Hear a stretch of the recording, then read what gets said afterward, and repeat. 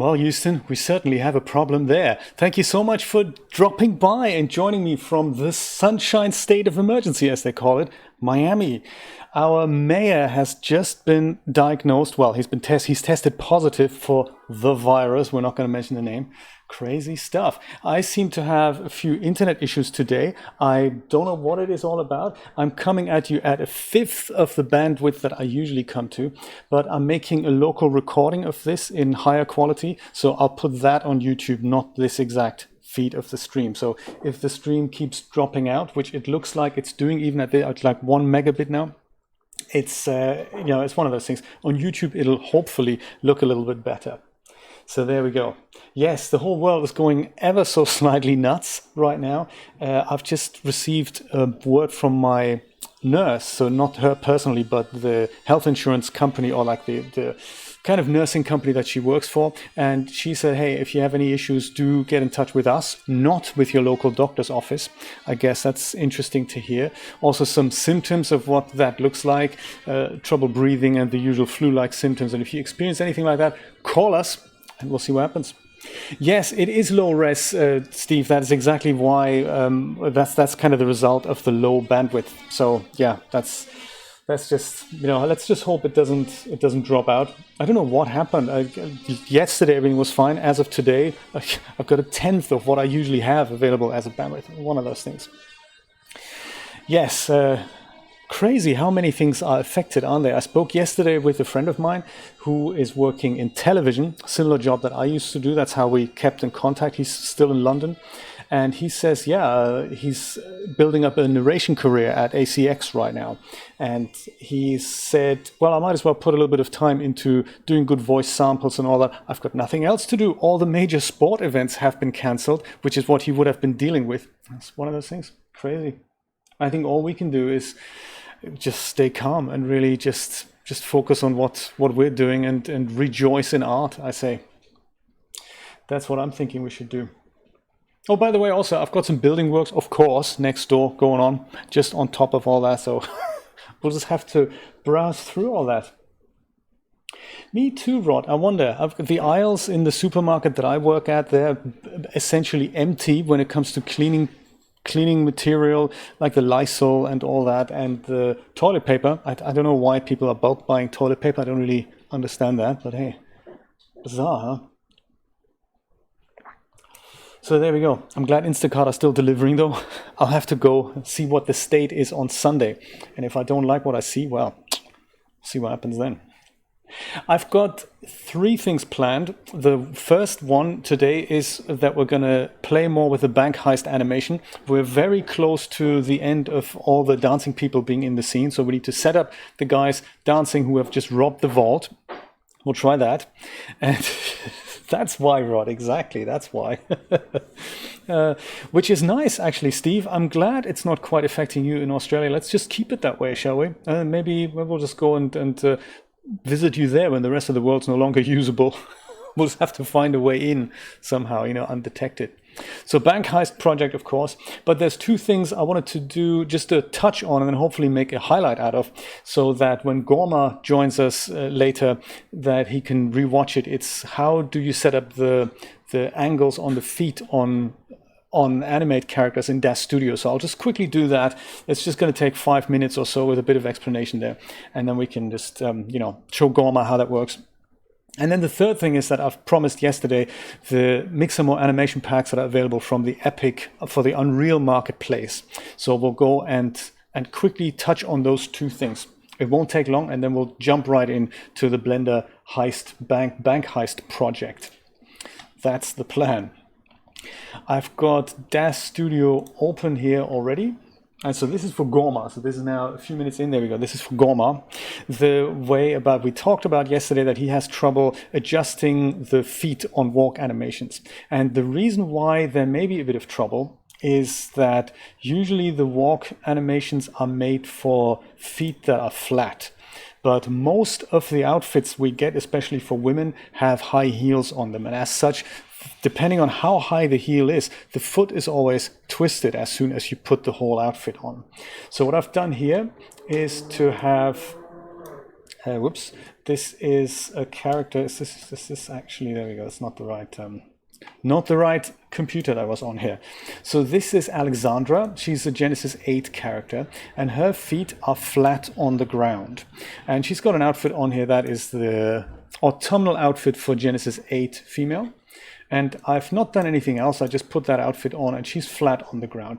I could give her a plane, just so that we see where the feet are. I might actually just do that. Just go and create a quick primitive plane. Just like that. Maybe make it a bit lower. One meter should be fine. There we go. So now she's got something to stand on. Knew I should have made it bigger. Let's make it bigger. Whoops, not the person, I say. Make the plane bigger. There we go. I'll also make the plane unselectable so that, you know, we see where her feet are. Can always make the plane invisible if it annoys us. So if I go into my either smart content or regular content, if you find your animations, I'll use as an example here, the animate idols for Victoria 8. They should work on any Genesis 8 character, and we'll just use the idols here. And anything we'll do like this, either of these things, will mean that her feet are flat on the ground, and that's kind of what we want. So we go and let me just pick this one. Oh, thank you so much for hosting the stream, Julia. I appreciate that. And before you ask, the low resolution is not because Julia is streaming Fortnite. Because that was the first thing I thought of. I'll bring this aniblock in by left-clicking and dragging it on the animate timeline here.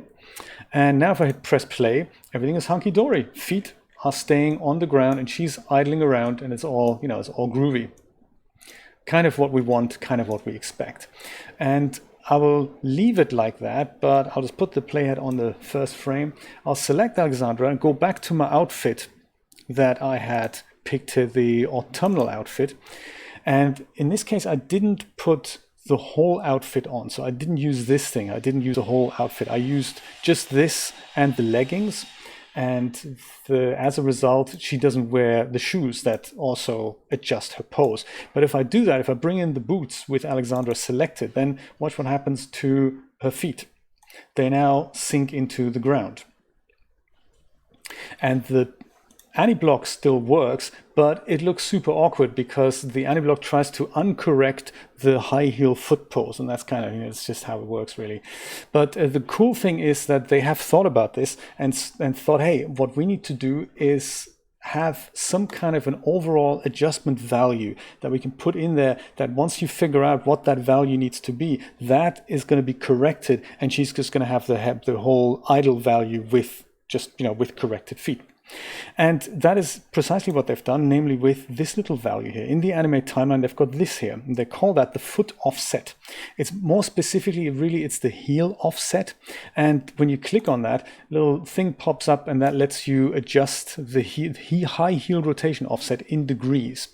And there's no real kind of ballpark value for it. It's something that you're going to have to work out depending on the outfit you use. So it works by Mr. Driller next door, unbelievable. So it works by the foot being on the ground being 0 if you had a flat foot pose, and then if the foot itself would be rotated 45 degrees, then you'd have to type 45 in there.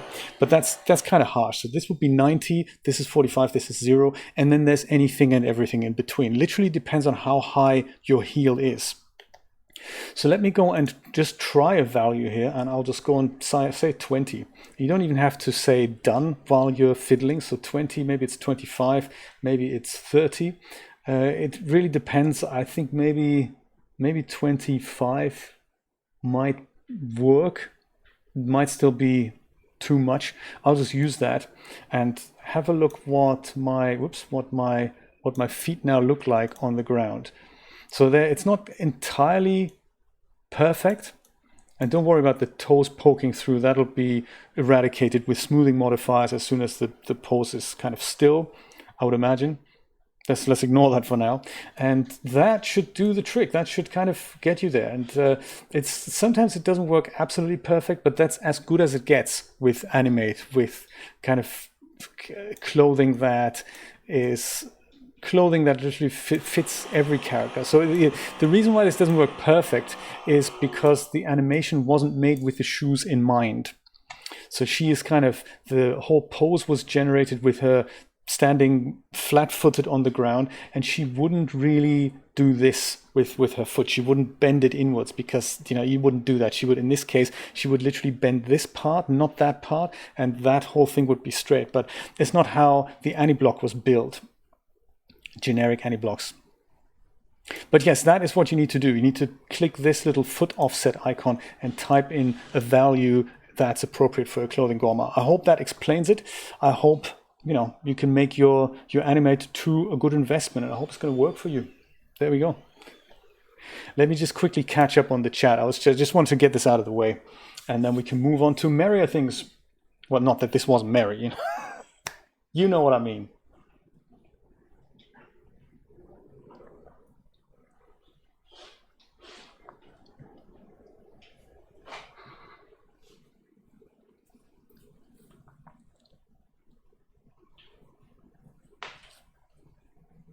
VPN is an idea. If my local internet provider isn't the bottleneck, that could be that. I have a feeling it is them, actually, because the issues that I'm getting are with literally with the local area. Everything further away seems to be fine. Like I have a couple of servers in Las Vegas, and they deliver the traffic to my website, so they're my web servers, and they usually deliver fine, but not always to me.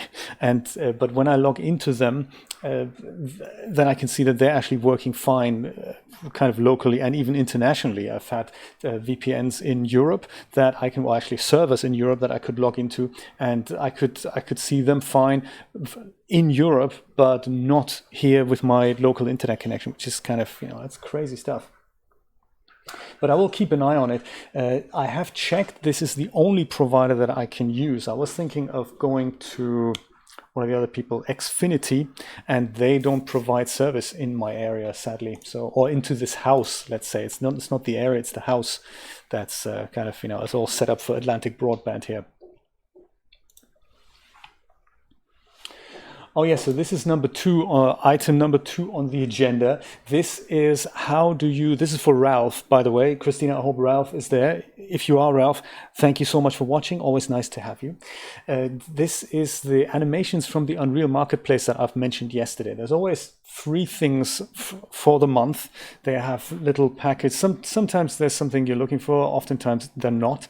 And in order to get there, you have to launch your Unreal Engine or the Epic Game Store. And I can do that from this little taskbar icon. That's right, this little icon here, the Epic Game Store.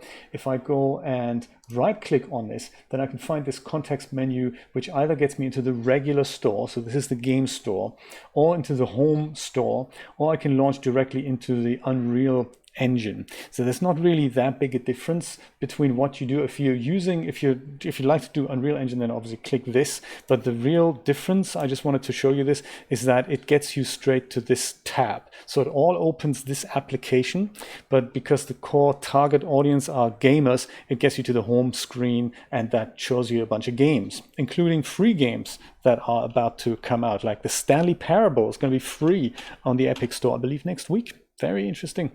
So if you're here, you just click on Unreal Engine, and then you essentially go to a different homepage.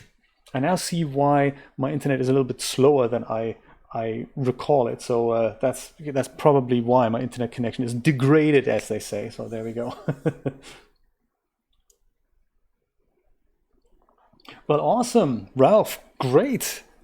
So this one's for you.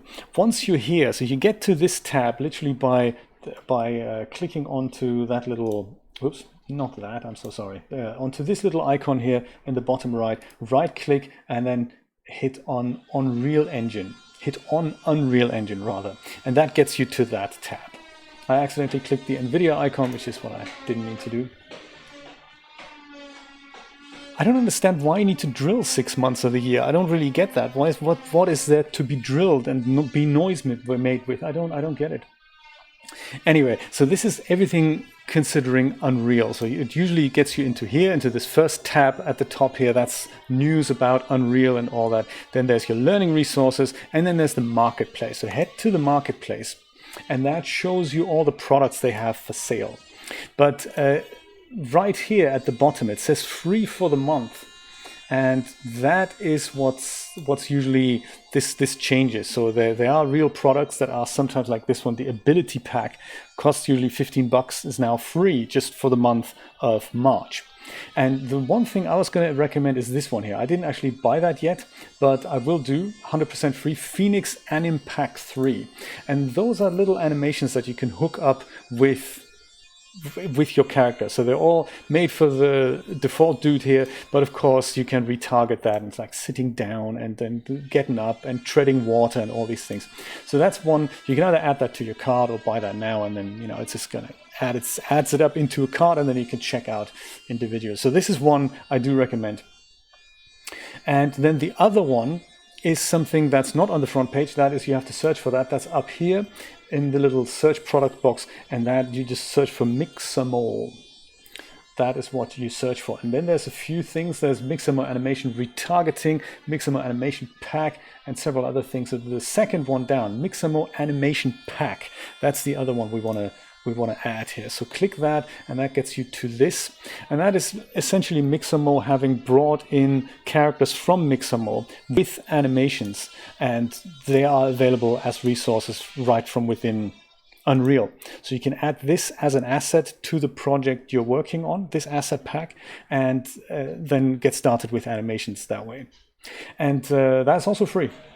So that is how you do that. That is how you get these things that I talked about yesterday. I just thought, this is something I just wanted to mention because I promised I was going to do that. There we go.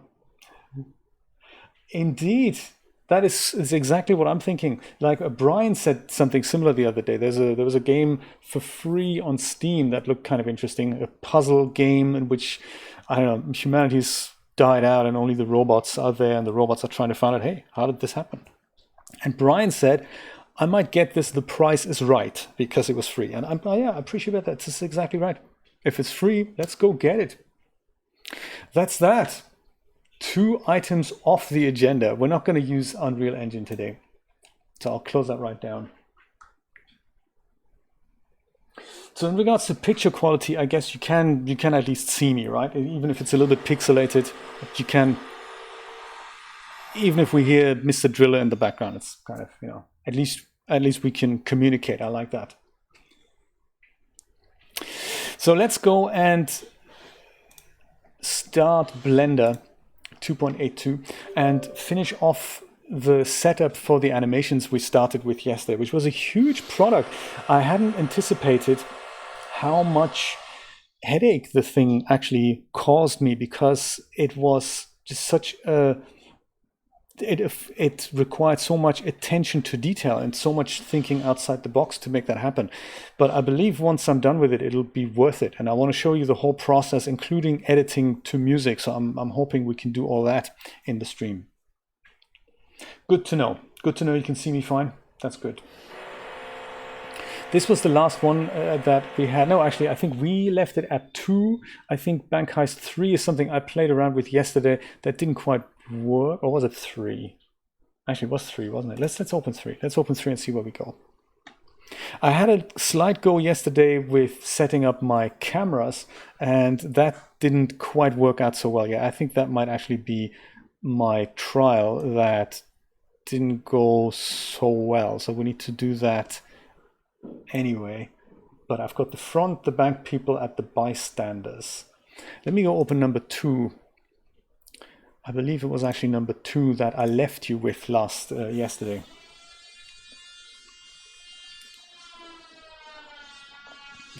I've got the front people, the bank people, and the bank bystanders, and I don't have any camera keyframes. So yes, I think that is what we want. I found something out yesterday when I render out this animation, and when I just go into the bank, just for demo purposes. Hello, bank bystanders, like hoodie dude here. Let's go in there. Right now, in the viewport, I can see everything, but it's on material preview only. So I haven't switched my viewport up to the actual viewport shading yet. When I do that, I get an accurate preview of what the scene is going to look like with lights. And if I were to do that, then I can see that the lighting has changed. It's still very much real time, so I appreciate that. But I haven't set up any lights. There happens to be light in here because the default light happens to be inside the bank. So that's good news for me. But on the outside of the bank, there's no light at all. And I was wondering if there was a way, like, see this, I can't really see my people on the outside here. So we haven't set the lights up yet.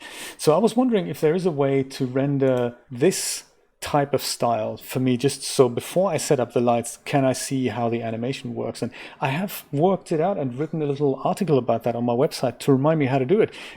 I had assumed you have to render it with this engine, with either of the ones that you pick here. But the viewport has a different shading style.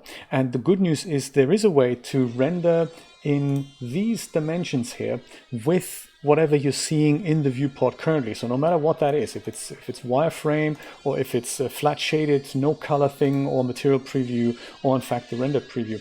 And that is not done by heading over to render image. That is done by something else, and I didn't actually know that existed. It's done with the view option here. So you hit view, and then at the bottom here you can see viewport render image. And when you do that, then the whole viewport is rendered in these dimensions. And that's kind of cool. So you can also render the whole animation in this style. So that's fractionally faster than rendering it with Eevee, but it retains all the overlays and literally the whole, whatever the viewport looks like at that moment in time. So I thought that's a very cool little tip. I kind of stumbled across that just incidentally. So I can render the whole animatic with this rather than worrying about, like, you know, even default, like even lights that I know aren't going to look good. If it just looks like that, that's all I want to know. So yeah, that is how you do that. So that's how I'll render my first animatic. And then if you don't want to see the overlays like the skeletons and the boxes and all that, you can just go switch that off up here on the show overlays. You just switch that off and then all these things disappear. And then we can go and viewport render image, and then we just have more or less a clean image. And that's nice. It's just like a flat shaded image. I really like that tip. I thought, yeah, that's nice. I wanted to share that with you. So it's on my website. It's on verslewis.com, one of the latest articles that I've written there. So there we go. You always learn something else. There's always something else to have a look at. So we have three guys dancing on the outside. Maybe without the overlays. Let's have a quick look. Oops. That was not the play button. That's the play button. So it's not quite 60 frames a second right now. It's a little bit more slow motion. Oh, also probably because this needs to be set to 60 because that was my intended frame rate here. There's also the thing that Brian suggested to me last time, which was under playback. And we had the option to frame drop. That's another thing. Thanks, Brian. That was a very good tip. So that now should play this back in, at least in the real timing of the animation, even though it is dropping frames because it can't render 60 frames a second with all these guys in there. But this is what it's going to look like. So that's fun already. I like that. These guys are dancing on the outside. Then we go and have a look at some of them people on the inside, including the bank manager and some of the customers here.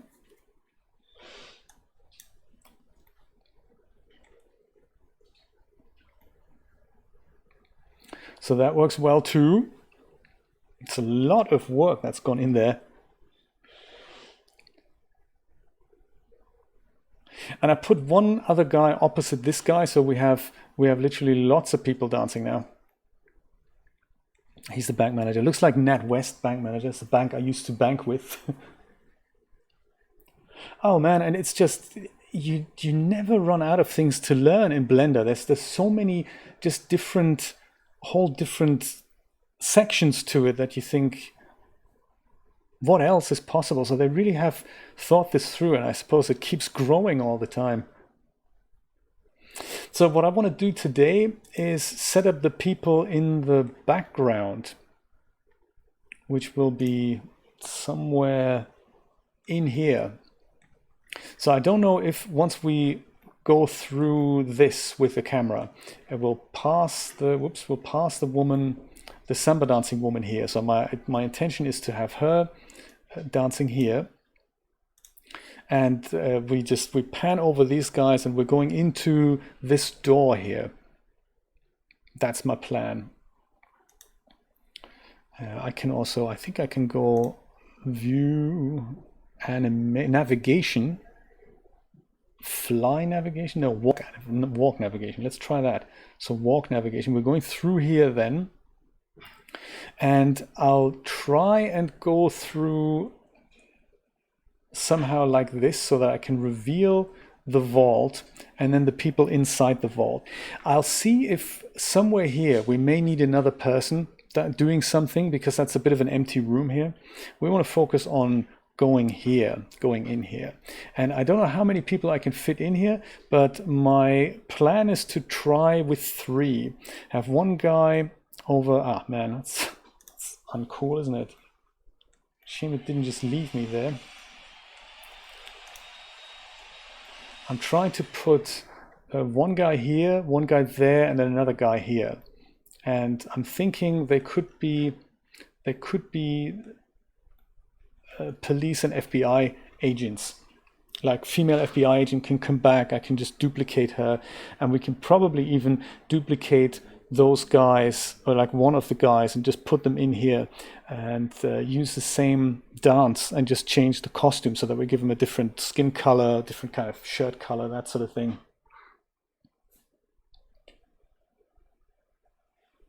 Do you know, I wonder about maybe that's what keeps us coming back to 3D. It's not so much about I want to learn the tools and then apply them. It's almost like part of the interesting journey is that you want to figure out, hey, what else can I do? And oh, like I didn't know this is how that works. So it's kind of the whole journey. A part of the whole journey is also exploring these new things and trying out stuff that you've never tried before and seeing how that works. So for me, like this NLA editor, I always knew it was in there, but this is the first time that I'm actually trying it for a little project. So yeah, I think that's, for me, that's a big part of the project. Good point, Steve. Only boring people get bored. I like that.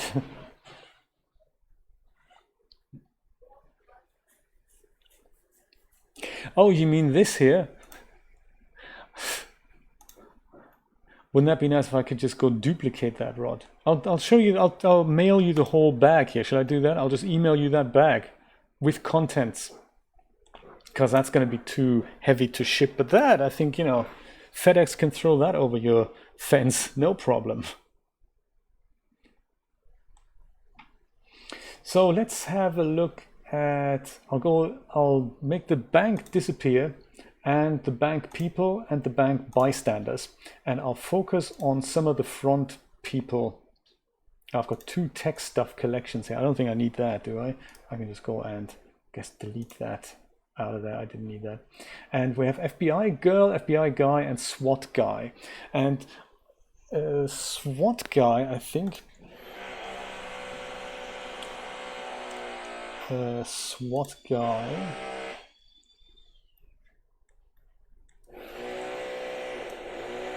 SWAT guy is dancing a little bit excessively, so I think I'm not gonna duplicate him, but I think maybe FBI girl I think I'll duplicate, because I like the look of her twerking away there. I think I'll do that. She'll be a good asset. So FBI girl.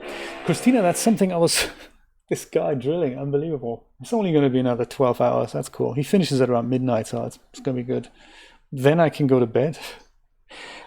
Christina, I was wondering this yesterday. Maybe you can help me out here.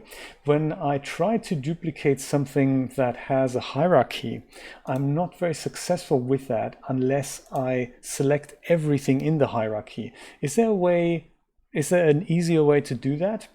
I mean, I could go on here and just go Shift A, and that'll open up literally every hierarchy in the outliner. And then I can go and say from here down to literally the last part of her hierarchy, which is, you know, here. I could select all that and then say Shift D, but I wonder if there's a different way of doing it. So if I go Shift A again, it's really tedious. Okay, so it looks like they are aware of that fact, and it's just what we need to do. So I do have to open up the hierarchy and then mark everything, which is, you know, okay. I'll say Shift D and hit return, I think. Is that how I do it? Or I think I have to hover in here. I think that is how I need to do it. Let me go and yes, I think I have to do that. I have to hover in here. So once I selected everything, I just collapsed everything again. So that's why we don't see anything. Just make it a little bit tidier here. I have to go in here. I'll open that so I can at least see who's being duplicated. There's a Shift D, and there's FBI girl 001. I'll hit enter. So she's in the same place.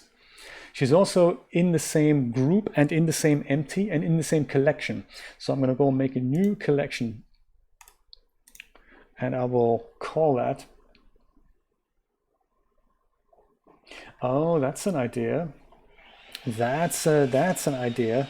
I'll do that with the next person. Thank you, Christina. That is a great idea. I'll try that. Collection 6. I will call that Vault People. That's cool. Those are the Vault People. So I'll go and drag FBI Girls Empty into the vault. That'll see, that's crazy now. Maybe this is already, I need to undo that because part of FBI Girl is actually in here. So crazy stuff. Let me go and do that. And I have to do the same. No, now I'll try the wireframe thing. And see, this is an issue now because it's difficult to undisplay the whole something here. If I just click the eyeball icon, I've got the same issue again. I have to, in order to hide her, I would need to mark all the parts that are there to her. That's in this situation, that's not even going to help me. That's terrible. It would help me if I were to select this guy, but she's now duplicated in place. So that, select hierarchy in the outliner. Where would the select hierarchy? Hi, caramba, undocumented operator. I like it. Is that what we think it is? And if I just go and say G Shift Z, that looks like it has duplicated everything of her. Oh, Christina, that is exactly what we needed. Look at that. So right click, select hierarchy. That's exactly what I was looking for. All right. It is so new, it's not even documented yet. It's good stuff. Right, thank you so much. That's awesome. So now I should be able to drag all that into Vault People, and then, is she gone? No, she's not. Man, why not? Come on, let's do this again. Select hierarchy. And then that's, of course, that's M, isn't it? M, Vault People. And it hasn't done it all. I don't know why it doesn't do that. I've also moved her, so I'll move her back into the initial place then. Maybe that's a good idea. Select hierarchy, hit M, into another collection. That should just move the whole thing, and it doesn't do that. So I wonder then if I now go and move that into Vault People, and it says it's not gonna do what I wanted it to do.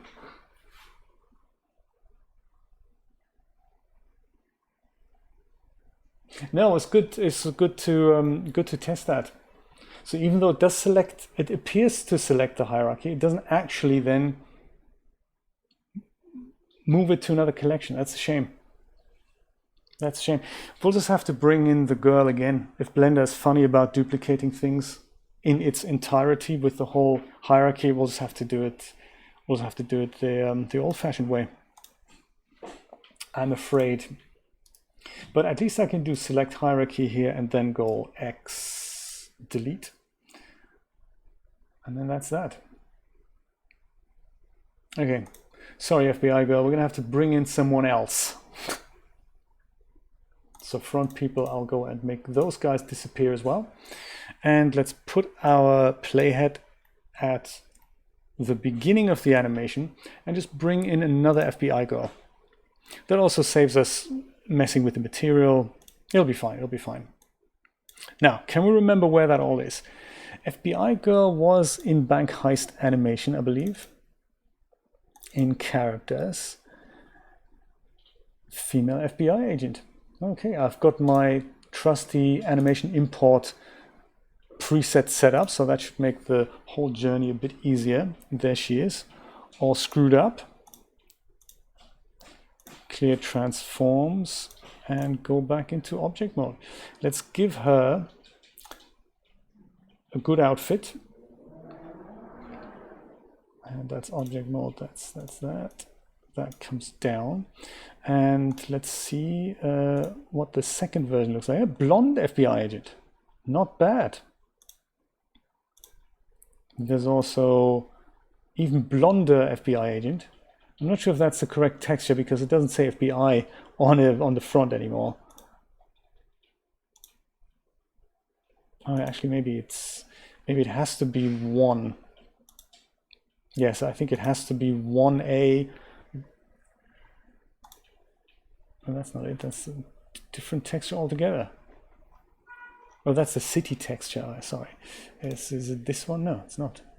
Hey, what's happening? Oh, it's because it's this, isn't it? There we go. She's wearing a different shirt that way. I don't know why these things are called different things to when I applied the texture. That's not something I'll be able to understand anytime soon. That, you know, if I load a texture and it's called something, the moment I apply it's called something else. So I can't really follow that logic. Let's go load it all again. That's always an option. So city texture 1 is that. And then is it 2A? Yeah, that changes the hair color. So what does 1B then? Oh, 1B does that, so that's not good. So let's stick with the A textures. Well, the A textures aren't fixed in regards to, because it's the wrong texture. Oh, that's why. It's the polygon city texture. We need the polygon heist texture folder. You didn't get your coffee, my goodness. In the viewport, Christina, you say, select it and then in the viewport, right click and choose move to collection. I will try that next. That might be nice. Let's try that. Polygon city, let me go. This is why it got confused. We need to be in heist textures. And there's the texture A. That's the one. So now that's a different outfit. And in heist, we then have 2, that's a different shirt. So then 3, that's a different shirt altogether again. So then the B's will then be different shirt and different skin tone. Right. So let's go 3B, different shirt, different skin color. Nice. How about 4C? There we go. Let's try 4B. I like the orange shirt, that's nice. New FBI agent. Okay. Let me bring her in manually and then we'll see if we can copy the other one with the way you've suggested it, Christina. I appreciate the suggestion, that's very nice. I will go and turn her into an animated person, first of all. And I do that with the dope sheet here, with the root character selected. I'll call her FBI Vault 1, maybe, because we're going to have several. And with her selected, I'll go and pick an animation Maybe the twerk, that's kind of cool. Swings were a little bit much. I'm thinking twerk and silly might be good layers. And then there was one more. Maybe we need a third animation for the vault. I'll start with twerk now.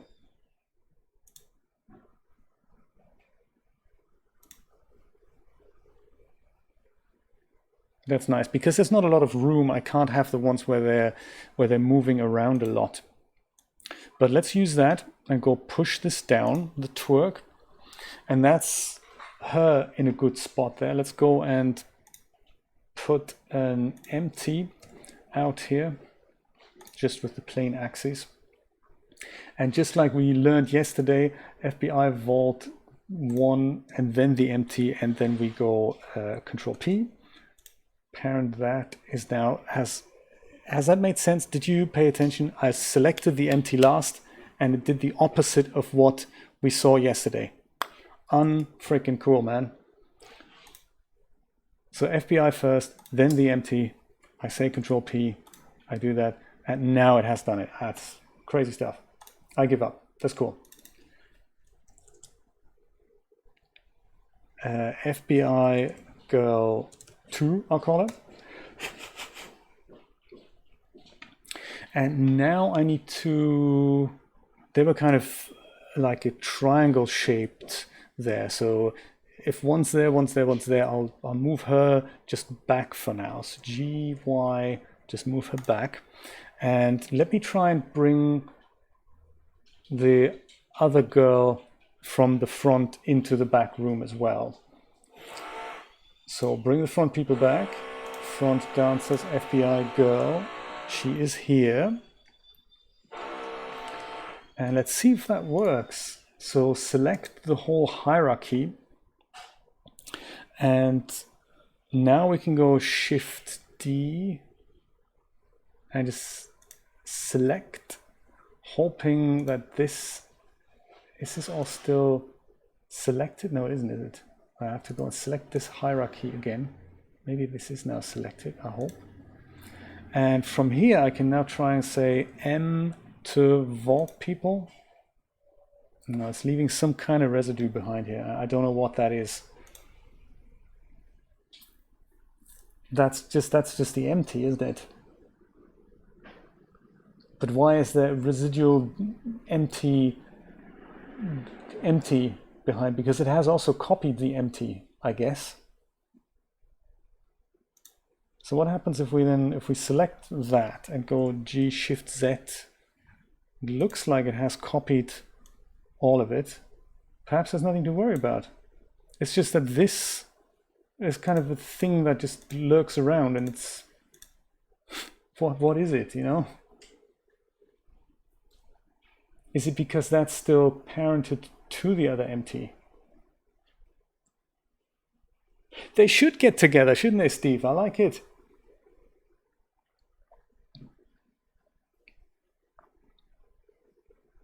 I might look into theme customizations, Christina, just to change that color from orange to like off orange to something like more like, I don't know, red or green or something. I might look into that. This may literally be because this FBI agent was part of that empty. So maybe this is just here because this is still parented technically to the other empty. How do I unparent something? Is there a way to unparent something? It might actually be not an issue at all, because as soon as I parent her to something else, she should be unparented from the other thing. Do you think?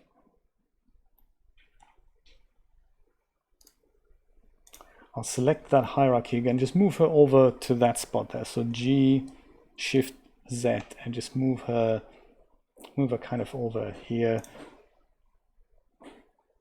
Because we're going to make an empty around the group of these people in a moment anyway. I might just try that right now.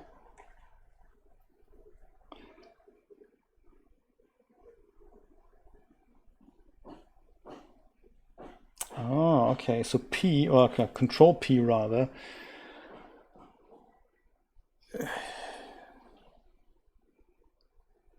That doesn't look good to me. let me go and try just create another empty here, a cube. And I'll go and make that cube like GZ1 and then SX. And then I'll go and try and parent these girls to that. Can I do that? Select hierarchy. Can also shift select hierarchy. Shift select hierarchy is not possible. That's a shame. I'll try and just, I can see the relation here to the other thing. Let me go try Control P object. Ay caramba. Is not so good, no. Ow! That's got to be more painful for her than it is to us. Right. See if we can do that. So I'll select that. That's the empty. And then I go hit P, did you say? Or was it Control P? That's crazy. Ow!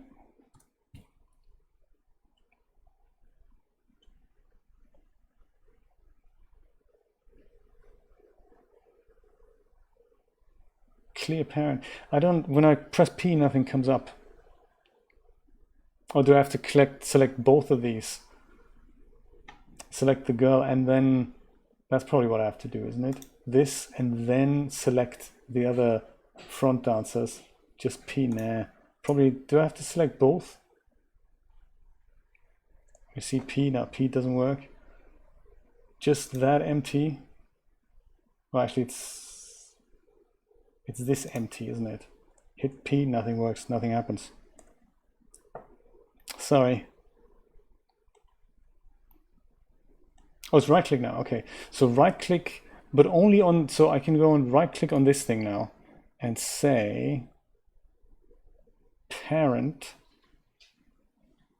clear parent and keep transformations. Okay. And it looks like that is still here in the outliner. Do I have to click on this? Maybe that's what I need to do. Parent, clear parent and keep transformations. Yes! Parentage has been cleared. And FBI girl .001 is doing a thing. Okay. Okay, thank you so much. That's really nice. Okay, so it was whatever we have, we right click on that object and then we select parent, clear and keep transformations. Nice one. Oh, thank you so much. Very good. I will actually call her FBI girl number 3 because she's number 2, right? Yeah, she's number 2. So I'll call her FBI girl 3 just so that we know who's who. And I guess then someone else needs to be in the back room. Maybe just a guy. Maybe I can do the same thing so that it kind of goes into my brain here. I can try and use one of the bank bystanders and see if we wanted to use him. Like here, the guy with a hoodie, for example. He had some nice outfits. Might just use him. Or we have an all-female crew. I can use the woman with the... I can use her in a different outfit. Maybe I'll do that. Let's do that. So in the bystander, Samba woman. Great. And then we'll go and take her and give her maybe a different animation. Is that a good idea?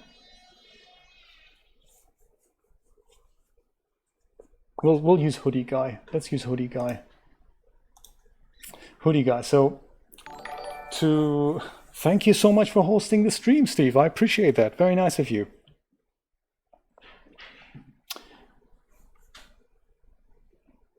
Nice one. Let's go and select the hierarchy first. Hope I can remember this. So select the hierarchy. And then we'll go into the viewport, not over here. We go into the viewport, hit Shift D, hit Enter immediately. So that's now hoodie guy number 2. I can probably just rename him into that, hoodie guy number 2. And now I go and while he's here, I can go and right click on this and say clear parent, in this case, clear parent and keep transformations. We haven't moved him yet, but yeah, we want to do that in a moment.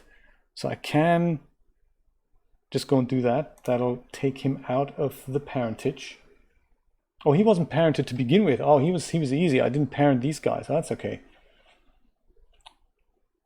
So he wasn't parented to begin with. And now I'll go once again, select hierarchy so that everything about him is selected. And now I want to move him into the Vault People collection. That's great. So now he's in there. I'll just collapse that and I'll put him somewhere here because that's where I had envisioned him doing his thing. So I'll go G, Z and put him somewhere here. R, Z. He's going to be at that end of the table there. And then we give him different outfit, I'm thinking.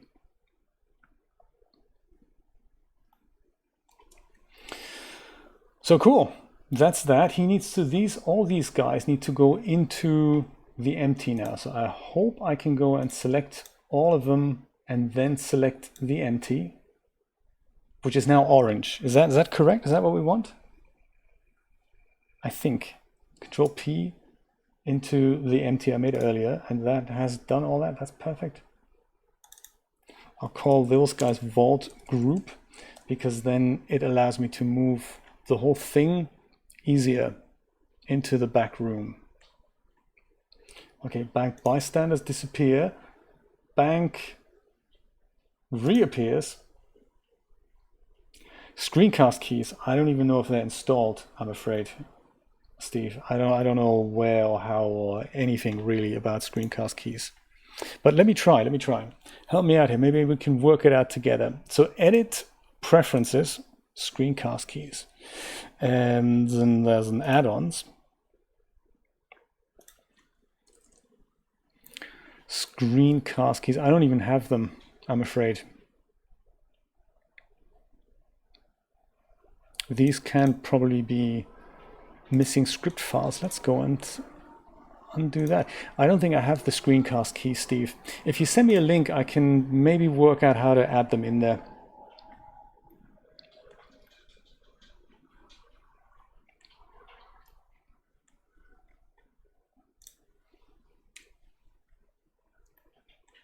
So let's see if I can move the whole vault group over here. That might not be as easy as I am imagining it, because I can't look through the bank. So I have to just imagine this is the vault, and let's go and make the bank disappear for a second. And if this was the vault here, I literally need to use my finger to pinpoint where that was. That's about here. That's cool. That's that. And now that vault group needs to go about here. So G Shift Z to about here. So we're kind of in the right spot there.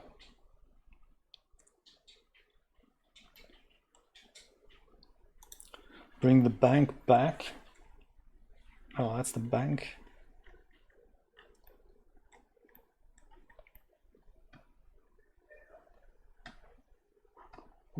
We're a little bit off. Then next to it, G Shift Z should move them all in here.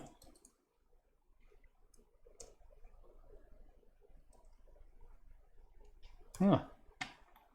Don't know why the rest of them don't want to come in.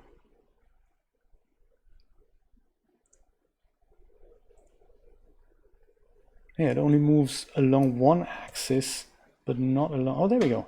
There we go. Hello, guys. Welcome. We shall position you correctly shortly. Okay, let me try and do that, Steve. If it helps you, I'll do that. Let me go and save all this before I screw anything up. This was 3, so I'll go and override number. This was 2. I'm going to override number 3 because it's not as awesome. I remember screencast keys was cool, but the amount of configuration options to put something yet else on the screen was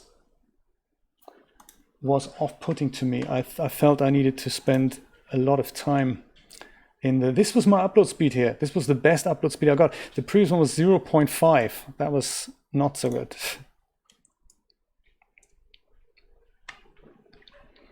Screencast keys. Download zip. All right. See if we can make it happen in Blender.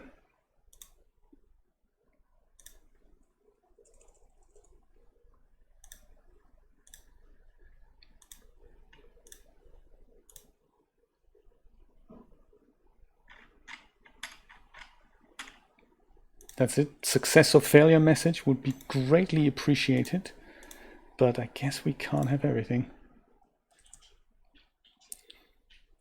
Hasn't installed. Huh. I did just do that, didn't I? Did I miss something here? Screencast keys master.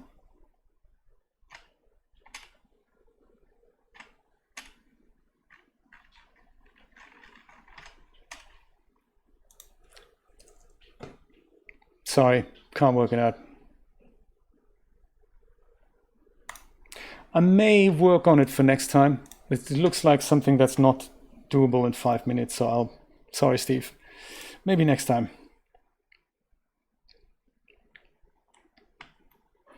So I think maybe he is almost in the right spot. She might be in the right spot. Let's work with her first. She's in a good spot here. I like her. We'll bring her forward just a bit. FBI girl, which were you? Which one were you? Were you number 3? I can't remember now. She might have been, she was number 3. She's number 2. Okay, so G, Shift, Z kind of here. She's dancing here, that's cool. Then she, other FBI girl here. I love the select hierarchy thing, that's really cool. She can come further over here, I think, so that she's not quite... We can move the bag as well. We can just move her here and put the bag on the sides. Put her here.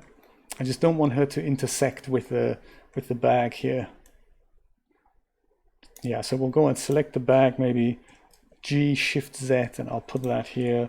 R, Z, whoops, I'll put the bag just in a slightly different position here. And then he's almost good here, hoodie dude. Select hierarchy. And move him, whoops, G, Shift, Z, I'll move him over here. And then rotate him around like that as well, because, you know, we're all happy with the whole bundle of cash that he's got here. We'll see how that goes.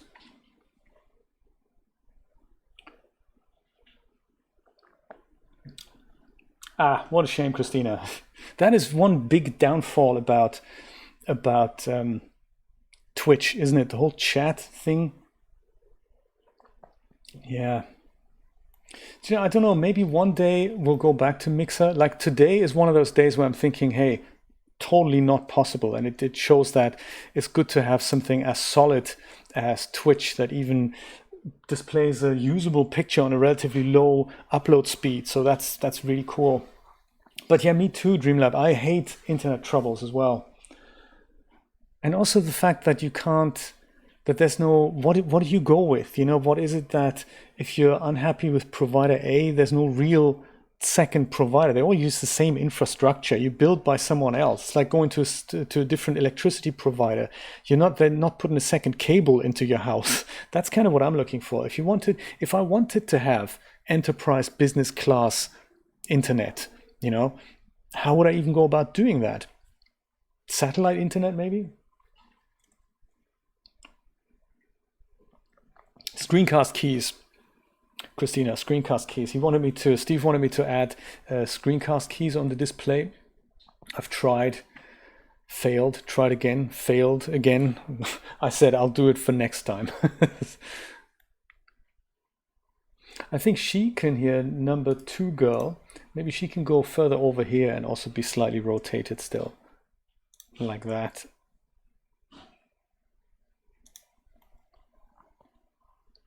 And then I'm imagining we're ending up here somewhat with the camera. So I may end up moving some of the piles of cash away or putting that thing over there. We'll work it out.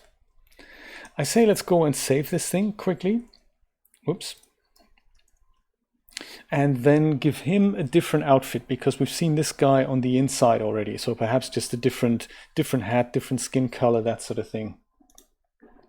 That's Hoodie Dude. And Hoodie Dude's, okay, there we go. Here's Hoodie Dude through the bars.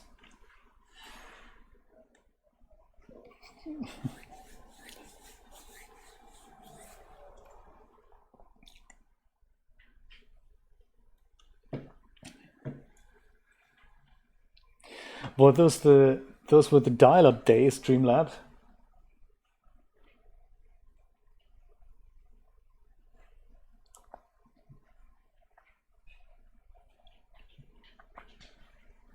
Okay, yeah, thanks, Steve.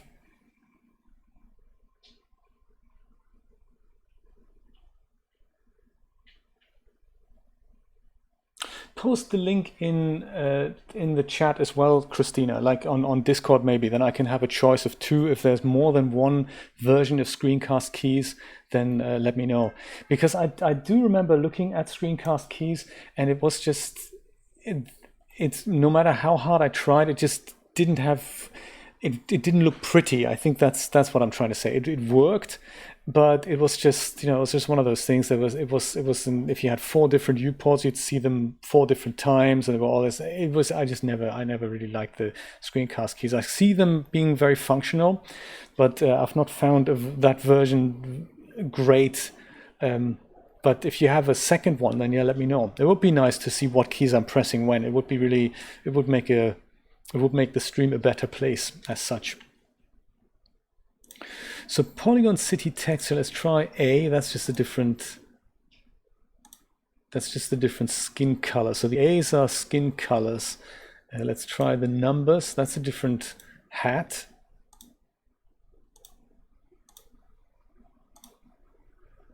Four, 3. How about 2? Do we have 2 here? Yeah, that's nice. So 2 with a slightly darker skin tone. I like the idea of that. So 2, maybe B or C. 2C. Yes, like that. That's cool. I love it. Ah, shouldn't have done that. Let's leave that there, and then we go do that here. He starts dancing a little bit later. That's cool. We need to work out the timing of those animations, because this is now the end, and I think I haven't had anyone dance for quite that long. So we'll have to work out when they start and when they stop. So currently they all do the same motion, I believe. Let's work on that quickly to make them all have the same thing. Ah, thank you, Christina. That was quick. Jayanam, shortcut VUR. Thank you so much. No problem, Steve. It's totally fine. That's what makes streams so cool, that we can have all this interaction and all these tips. I do appreciate that. So don't be afraid to interrupt. That's totally fine. There's no harm in doing that. I'm thinking, because we only have the technically and essentially the same animation, they're all doing the twerk here. I wonder if we should just bring in another animation just for the back. Something like a happy jumping for joy victory type animation. Like then 2 people can dance and she can maybe jump up and down, something along those lines. Let's try that. I think for that we need to go back to Mixer mode actually, because I don't have such an animation.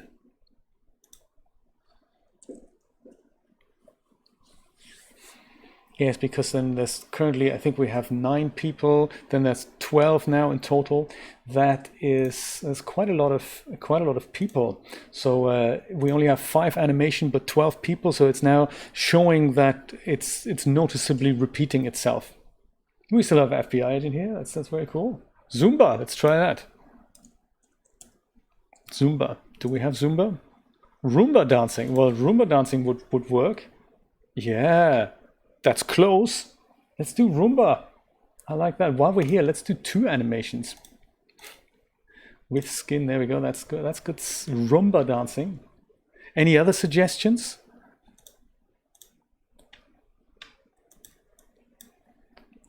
I'm thinking jumping, something like that. But I'm also thinking jumping, like jumping for joy, jumping joy. Is that something? Joyful jump. Almost. Cheer. Cheer is probably better. Female locomotion pack. Oh. She's gone. Adventure pack. So these are all kind of seamless actions that integrate with one another. So that's probably not what we want. Unarmed jump running. Well, also very nice. That looks very joyful. Cheer and Charleston. I think I might try that. That in place is it's actually fun.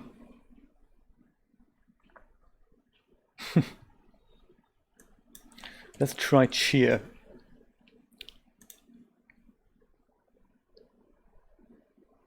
That's certainly a really good animation that they could finish with. You know, once they're dancing, and then we can use a second block that we can just blend that into. That's something else I'd like to try out. So maybe that's perfect, because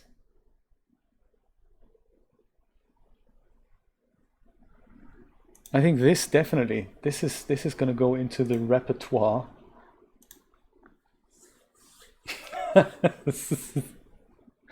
Oh, good. He was very happy. And then Steve suggested Charleston. Well, those are, oh, okay. So that last time that didn't come up. I've got this one already. Then there's this one. I have that one as well. The bank manager dances that way. That was that. And that's almost the same as the, oh, there we go. It's almost the same as that.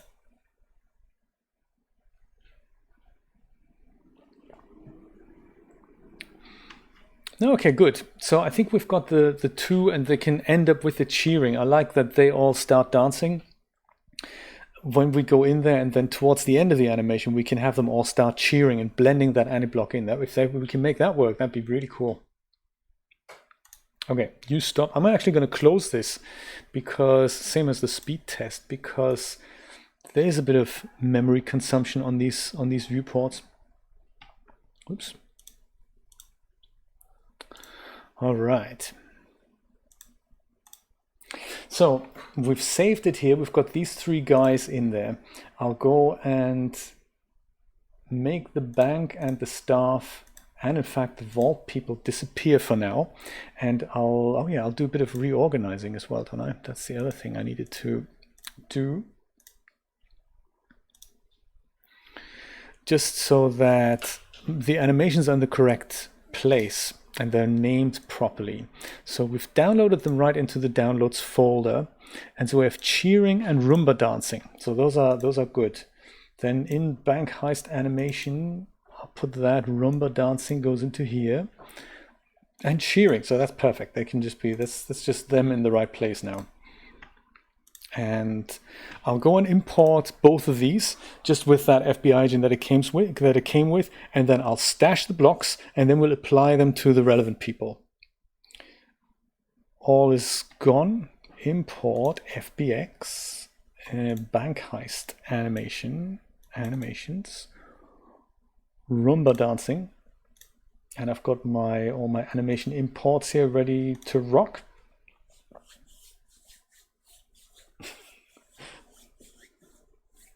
That would be really cool, Rod. I think we'd all like to see that. There you are. Roombering away. That's good. Short block as well. I like it. Not much overhead. That's very cool. So it doesn't matter what we call it here. We can just go right into the animation thing and rename it. Is it with a H? I forgot now. Is Roomba with a H, like rhythm? What did they call it? Roomba is without a H. Rhythm is with a H. Roomba, on the other hand, is not. So we just go stash this. Boom. Indeed, Rod. Do you know what they say? That it's all in the eyes of the beholder?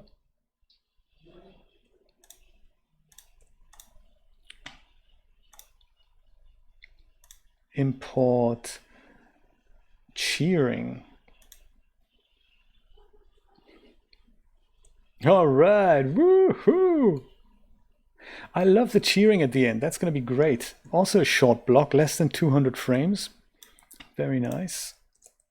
Call it cheering, and we'll go stash it. Boom. See if the select hierarchy thing works here. Delete. Yes, works there as well. I like it.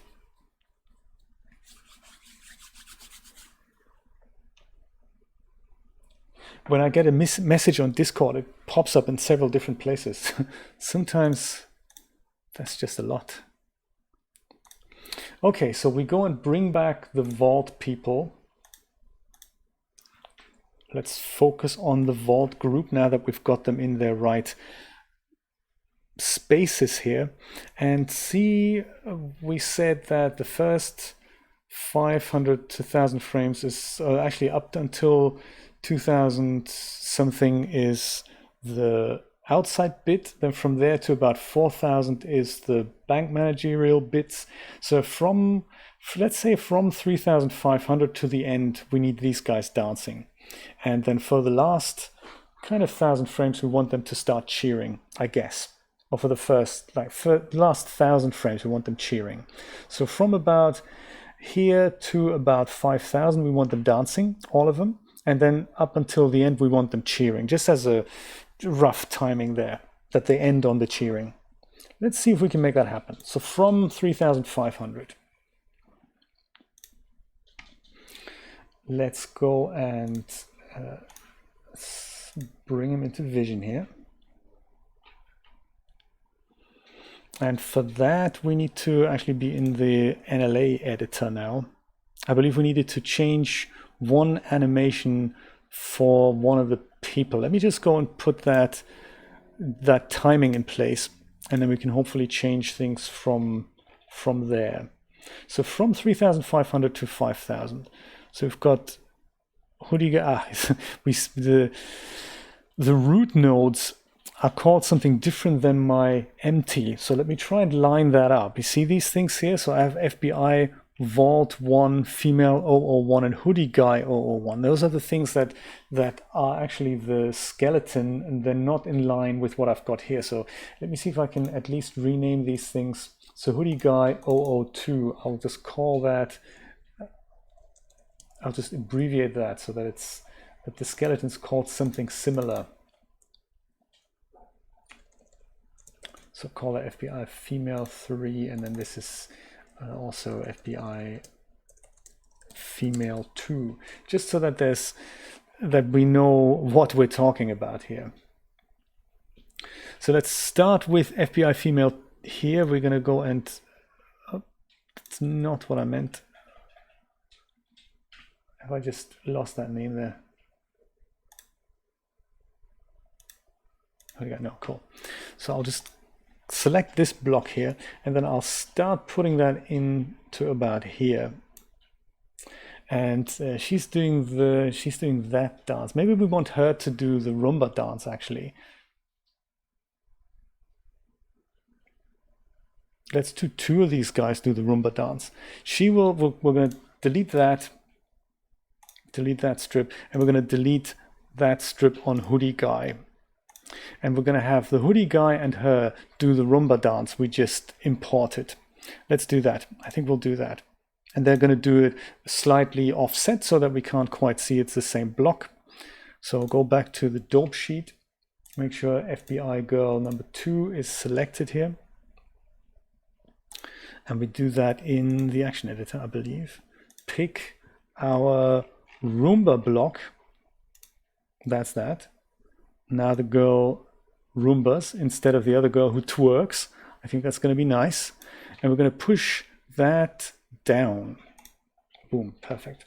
Then hoodie guy will do the same thing. We'll pick Roomba. And he now Roombas as well. Very nice. And we're going to push you down as well.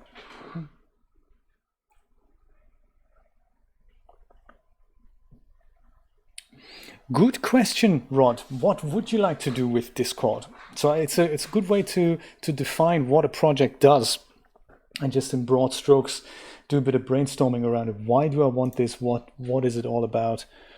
Because I also remember that when I started with Discord last year, it was just something that was a name that was bounced around quite a bit, and it wasn't anything that made an awful lot of sense. I saw a lot of other people do it or use it without really knowing, well, what am I going to do with it, or what is it going to become?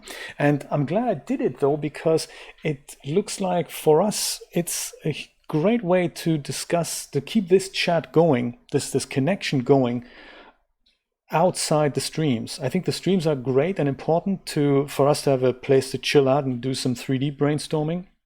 But sometimes inspiration strikes also when the stream isn't on, or there's things like, let's put the link on there that we have something that's independent from what this is. And so that is what it has become. And I'm really glad we have it. Let's go and repeat it until about frame 5000. So that's about 200. Then we need to make that happen 20 times. Let's try it. Let's try 20. 20, that's too much. 10 would have been sufficient. 10, and then we'll just go and blend that in with the cheering. I like that. So same thing here. Repeat that 10 times. In fact, let's repeat that perhaps 12 times. And then we'll go and have hoodie guy start dancing a little bit beforehand and finish a little bit after.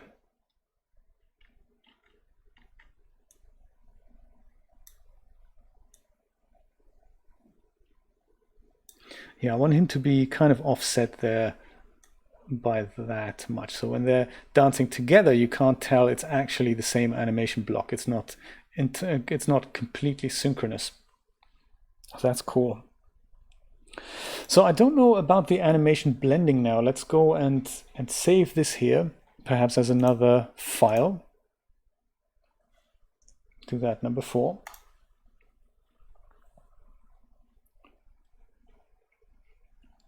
So Rod, yes, what I'm trying to say is perhaps sometimes it's difficult to say what's it supposed to be. Sometimes it's cool to see what is it becoming and see if it keeps the interaction with your fans going. I think that's what it's good for.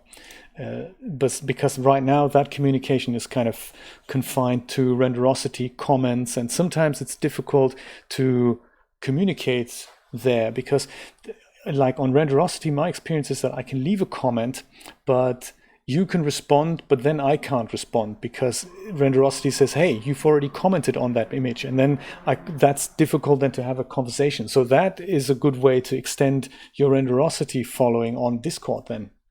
They do allow links to Discord there, right? I would imagine. I hope so. Do you know, yes, Rod, I was wondering how you bring that in. I saw that those are things that are posted on the Photoshop server and they appear on a channel in your server. I find that fascinating. I don't know how to do that. That's kind of interesting. I'll park the playhead here. So that's slightly after this now. And this is about our female second FBI girl here, and I want her to start cheering at that point. So let's change this back into the dope sheet and see if it's in fact as easy as picking the cheering block and pushing that down. No, I would like to see that elsewhere. I'd like to see, right, okay, maybe that is how we need to do that then. Oh, there's my playhead. Oh, my playhead follows. I like it. So let's just go push that down here. And then we can always see what we do in regards to overlapping. So go push down. That's cool. Go back to the non-linear thing. Ah, there we go. There's the cheering block.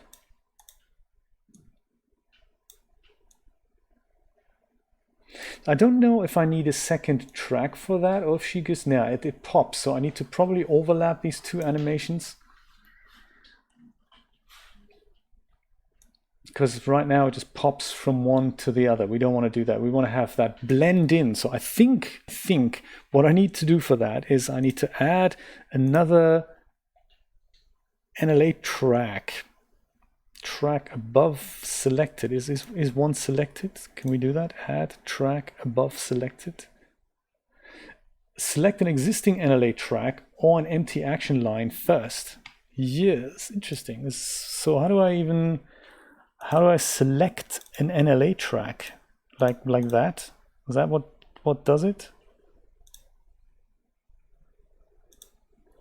Because I can select a block, that's an action strip, but I can't actually select an action track. Maybe it is in fact, oh, there we go.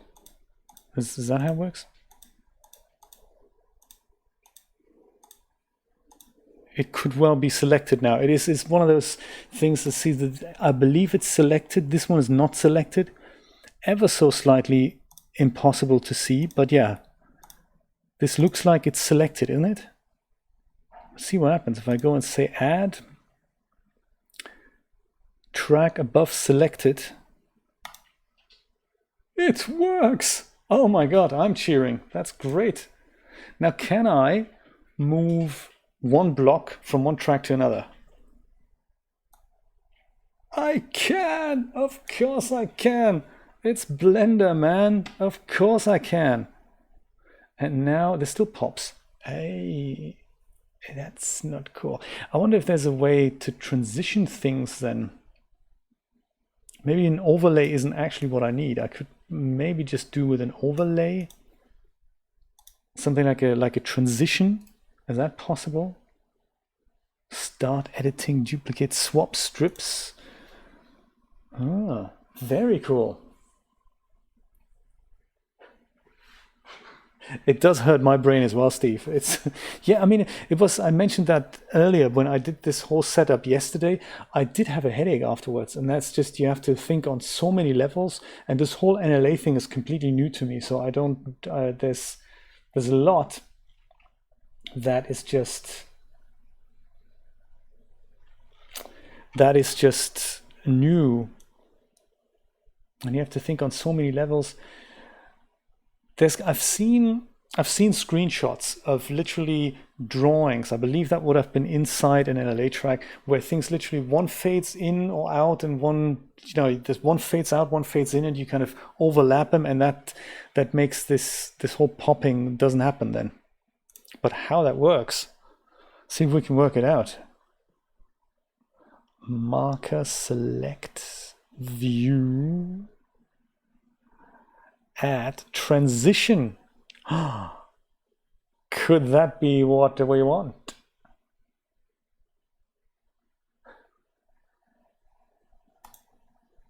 Needs at least a pair of adjacent selected clips with a gap between them. Hey, no problem, man. Let's make a gap, select them, add transition, right?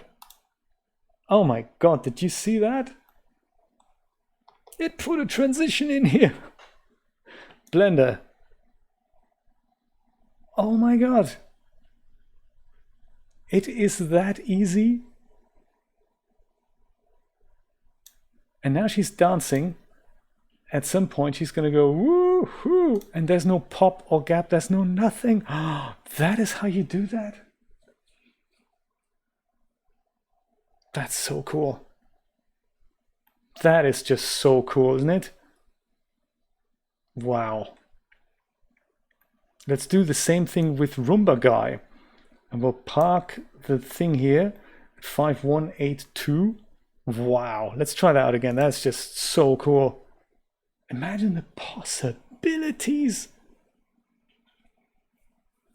So I really got to say that about Blender. That is, first of all, under the hood, making that happen, that is not easy. That's really, really not easy to do that.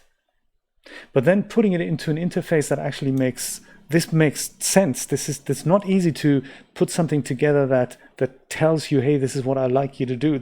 Oh wow. Oh wow. So we go back to dope sheet, grab that cheering motion again, and of course now we're going to go select a different guy, namely hoodie guy. Hello, hoodie guy. You're going to go cheer after your dance, and we're going to go select you here. That's that Roomba dance. Whoops, that was my mistake.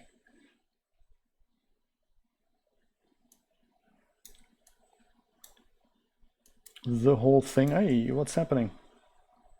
I'll just go push him down. That's cool. I'll push that down on your track. See if I spoke too early there. He's now doing the cheering here, and Blender has created a second track of that. That's cool, actually. That's fine. We're just going to go put that here, select his previous thing, and it was literally as easy as saying add transition. Boom. Now he's transitioning here from one animation into the other and does his cheering thing. That's so cool. Wow. She's already finished cheering, so we're going to go and make him cheer at least one more time. So repeat that and maybe twice. But FBI girl up here, she's already finished cheering. Oh, I think I made a mistake here with her. Yeah, I think I had an issue with her there. I didn't mean to do that. I think that track, that whole track. What did I do here? Yeah, we don't actually need that. So I can go and remove that. Yeah, perfect. Okay, so she was just soloing that. We'll go repeat that twice as well. So then hopefully by the end of the animation, these guys are dancing and then they're going woo. They're doing it currently at the almost like at the same time. I don't want that to happen. I'd rather they do it at different times. So maybe she can, let's go get rid of the transition. That's probably X. Let's make her start doing that slightly earlier. So let's have her cheer earlier. Add transition. So they're dancing, she starts cheering, he starts cheering. Nicely done. Das ist sehr gut.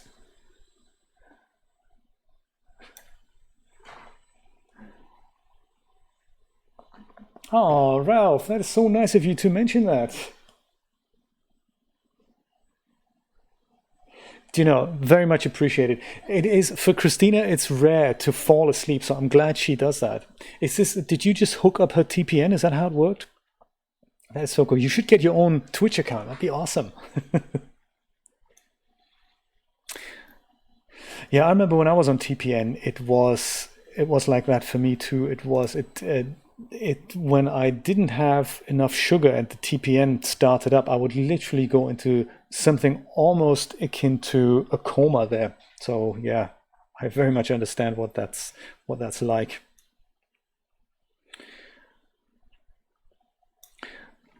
We have the twerk motion for her already here.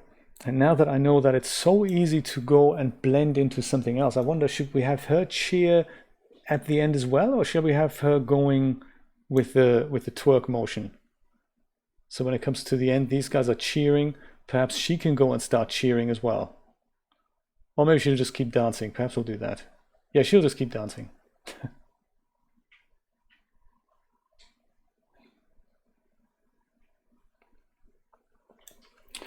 Wow, he's on a roll with butter.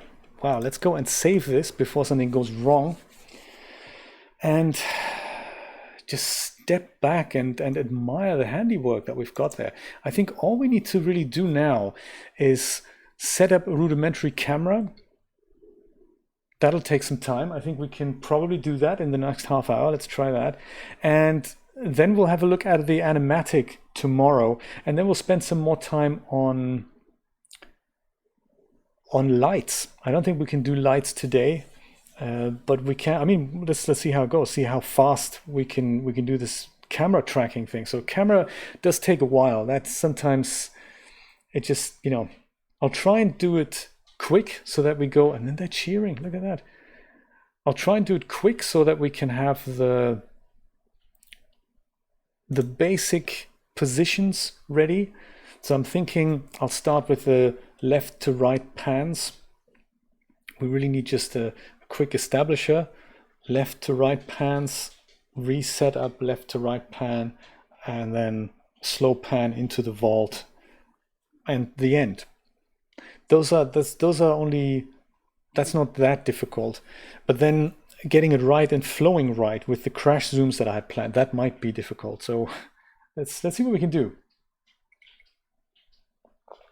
Tomorrow, 7:30. Okay, great. That'll be good, Steve. Glad to hear it. I believe Chris just changed his stream schedule ever so slightly.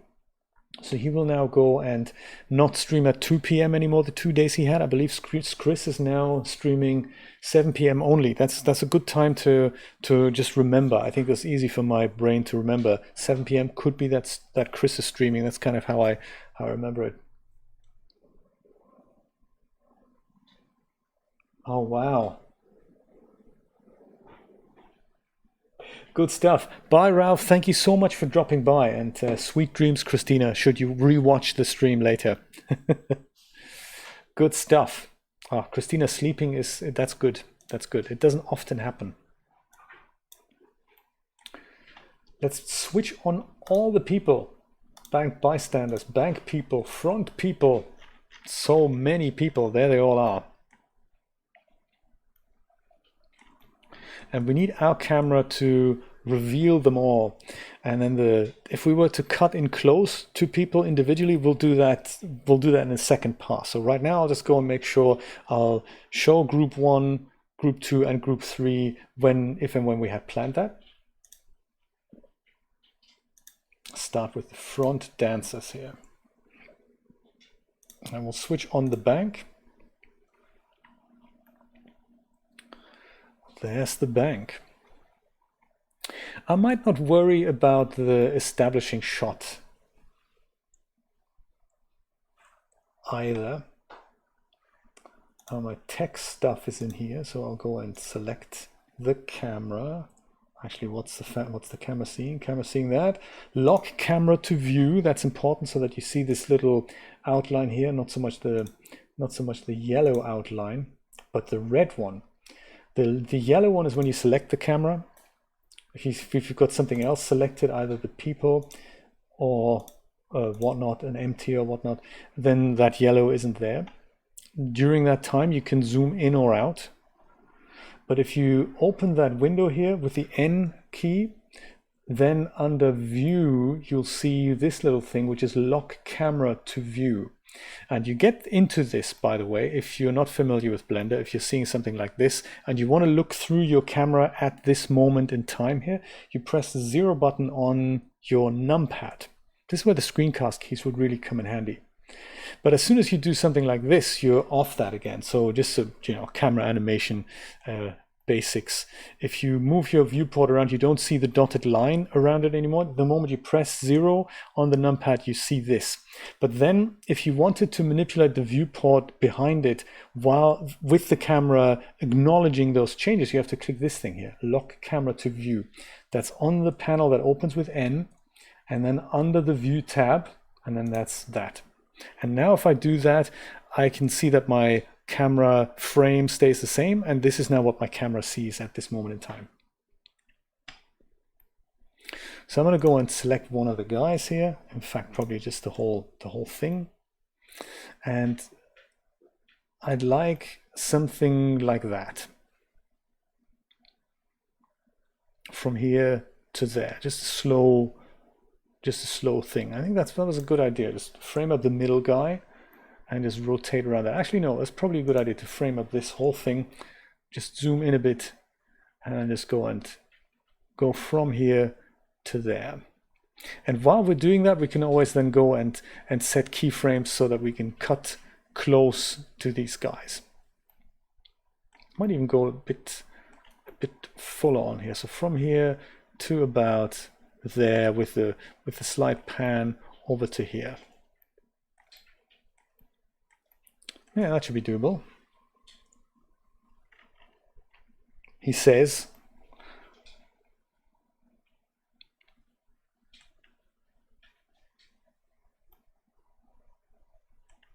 And this is not including the pan that goes into that, the little crash zoom. So I'll do that later by moving the keyframes away. But for now, I'll go and select my camera. Indeed, indeed.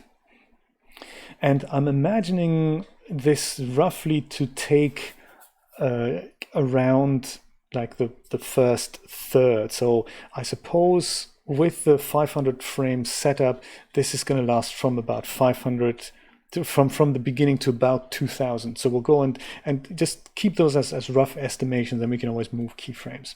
So I'll select my camera. That was not good, was it? Because I've selected my camera, I'm no longer rotating around my front dancers.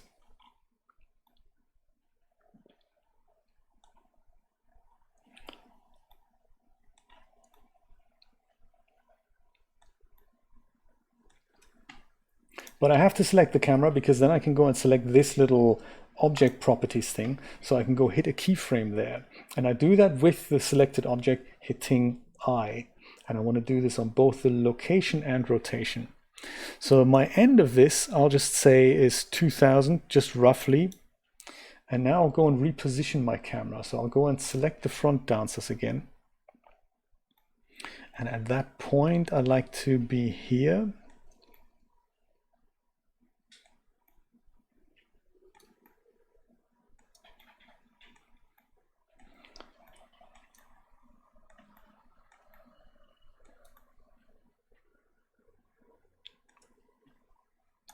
Camera and I. That was difficult. Let's see if it actually works. So the middle might not be great. So we need to be a little bit further out at that point. We're a bit too close right now, and I'd maybe like to be a little bit higher at that point. But the beginning and the end is kind of palatable. And the end, I'm kind of thinking from here on in, we're going to do this little crash zoom and reposition the camera to the next group of people. So to make the middle look great, I'll just park the camera in the middle, and then I'll go and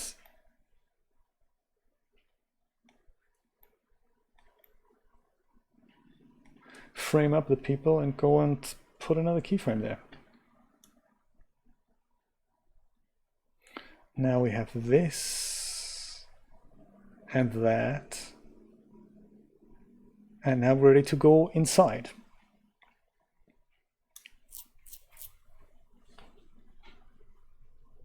Ooh, 50 years. Steve, that's crazy. There'll be another file here. But isn't it amazing that that experience from back in those days now comes in handy? That is just so cool. I was talking to Backdoor a couple of days ago about when we did the animation, like the FBI answer here in Vision now, we were talking about the fact that nowadays people are being paid to do those types of things live in OBS while an important streamer is on air who rakes in cash.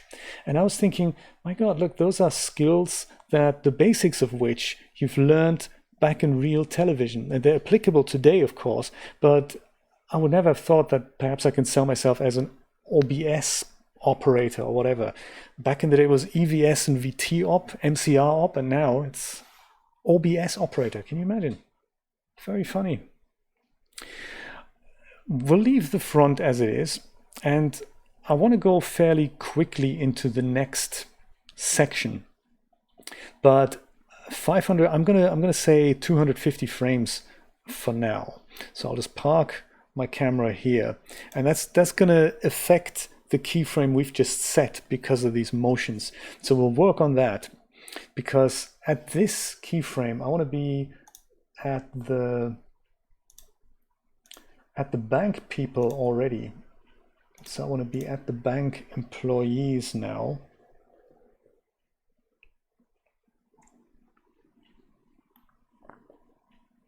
if I can find them. There they are. So I want to be inside the bank at this point. I also want to be kind of high up in the bank. So this is going to be an interesting crash zoom. We need to spend a bit of time on that, because I'd like for people to see the whole interior here.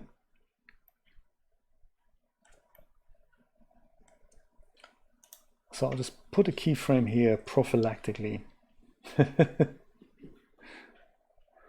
And then over the next to about, let's say, until frame 3800, I want for this scene to develop. So I'm thinking I like another little pan from just, yeah, maybe just from where we are really, and then go to about here and then go closer in, like something like that.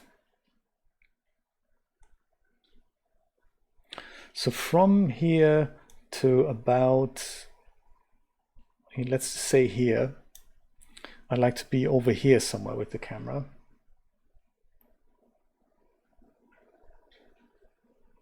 I think that's going to look pants. So I'm going to go and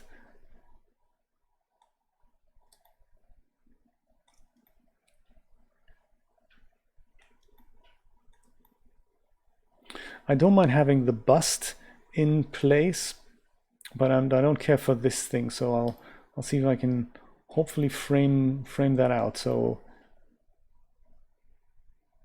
hopefully we're not going to have that big an issue there. Yeah, so I want to be over here already somehow.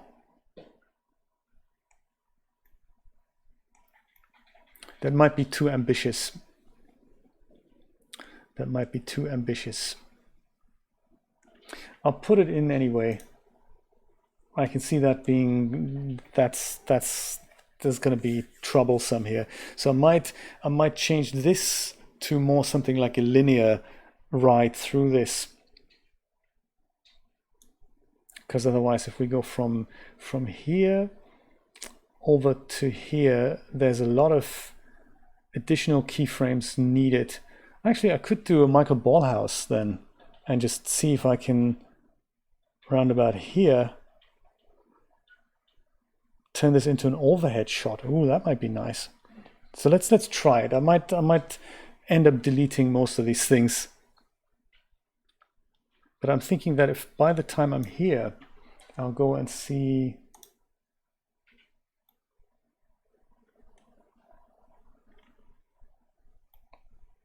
Yeah, if I'm more in an overhead shot.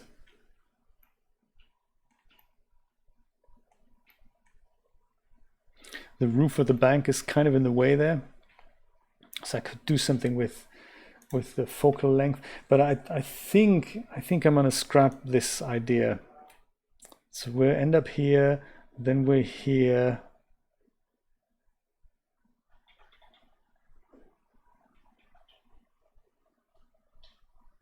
And we have to worry about that somehow. And then we go through to the wall. It may work, it may work. Let's see if we can make it happen.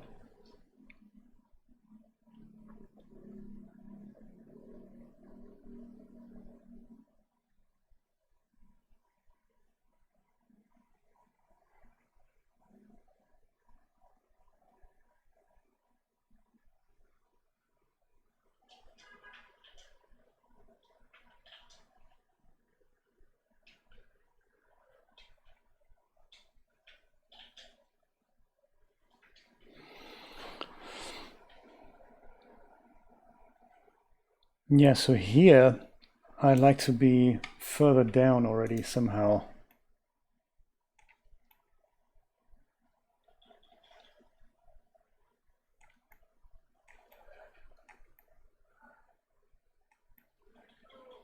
I don't know how good that's going to look, but let's try it out.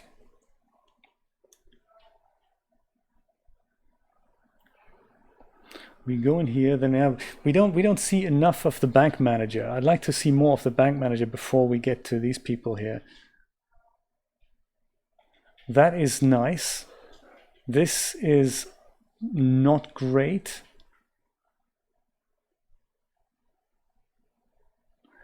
But in principle, it's not actually, I don't dislike it.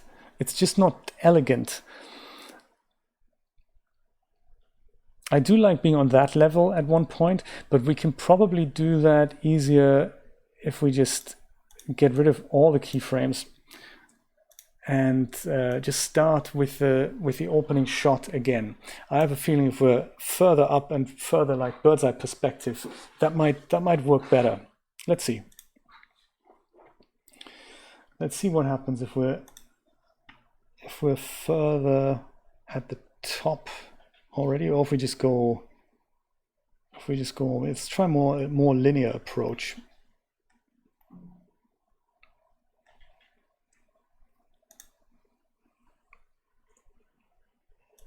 So we somehow go in there. That's more like a linear pan, and then by the end of like about here, we want to be kind of ready to rock into that room. So we only have to go in here, maybe just do this. Maybe I'll do that. Yeah, we'll go into here, look left and then look right already. So that's actually the bank bystanders. Let's go focus on Samba woman. Yeah, so we want to be here at that point already.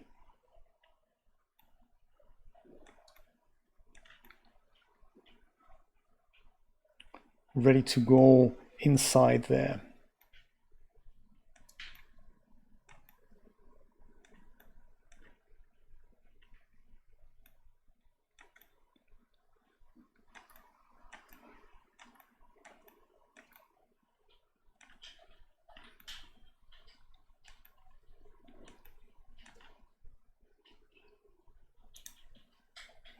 Well, let's see what that's going to be like. From there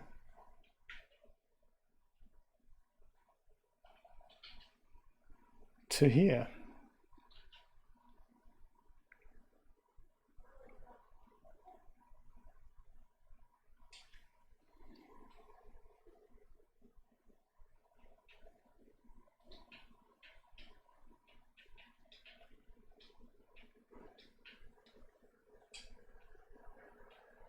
Nice. So by this point, instead of going straight there, let's see what happens if we go and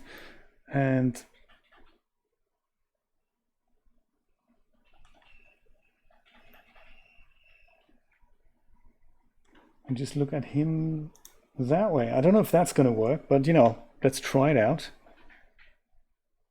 We're coming in, we're going, yeah, we need to move over here. That's nice. A lot of dancing people. That's groovy. So at about here, we'll go and frame this woman in.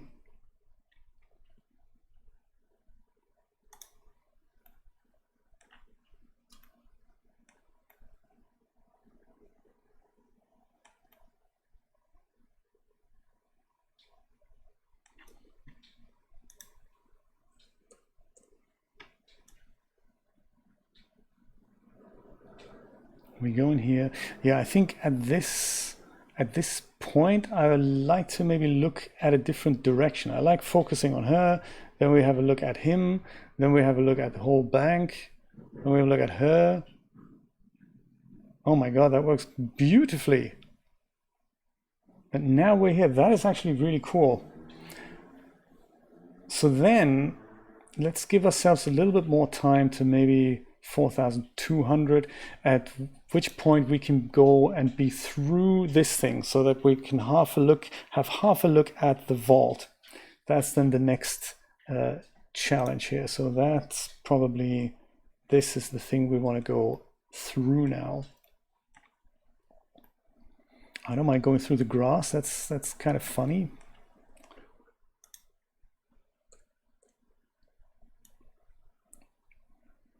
So we then go through here, through the metal detector.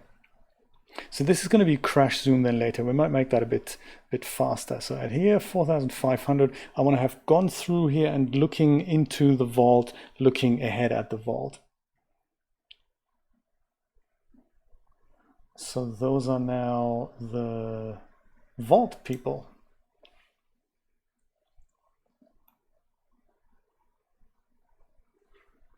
Vault people. Indeed. So this is what I'd like to look at already at this point. The vault open with sacks of cash there.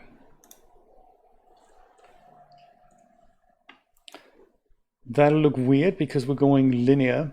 So we need to find a way to reveal that a little bit better, perhaps with another keyframe that gets us through before we're looking. So that's cool. But we'll worry about those things later.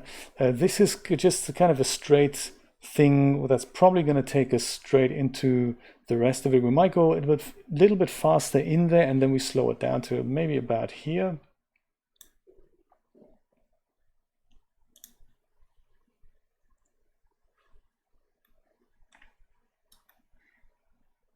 So we want to go in there with a kind of a crash zoom to about here, and then towards the end of the animation, we're just taking it with slow and steady, going in there, and everyone's having a big party type thing.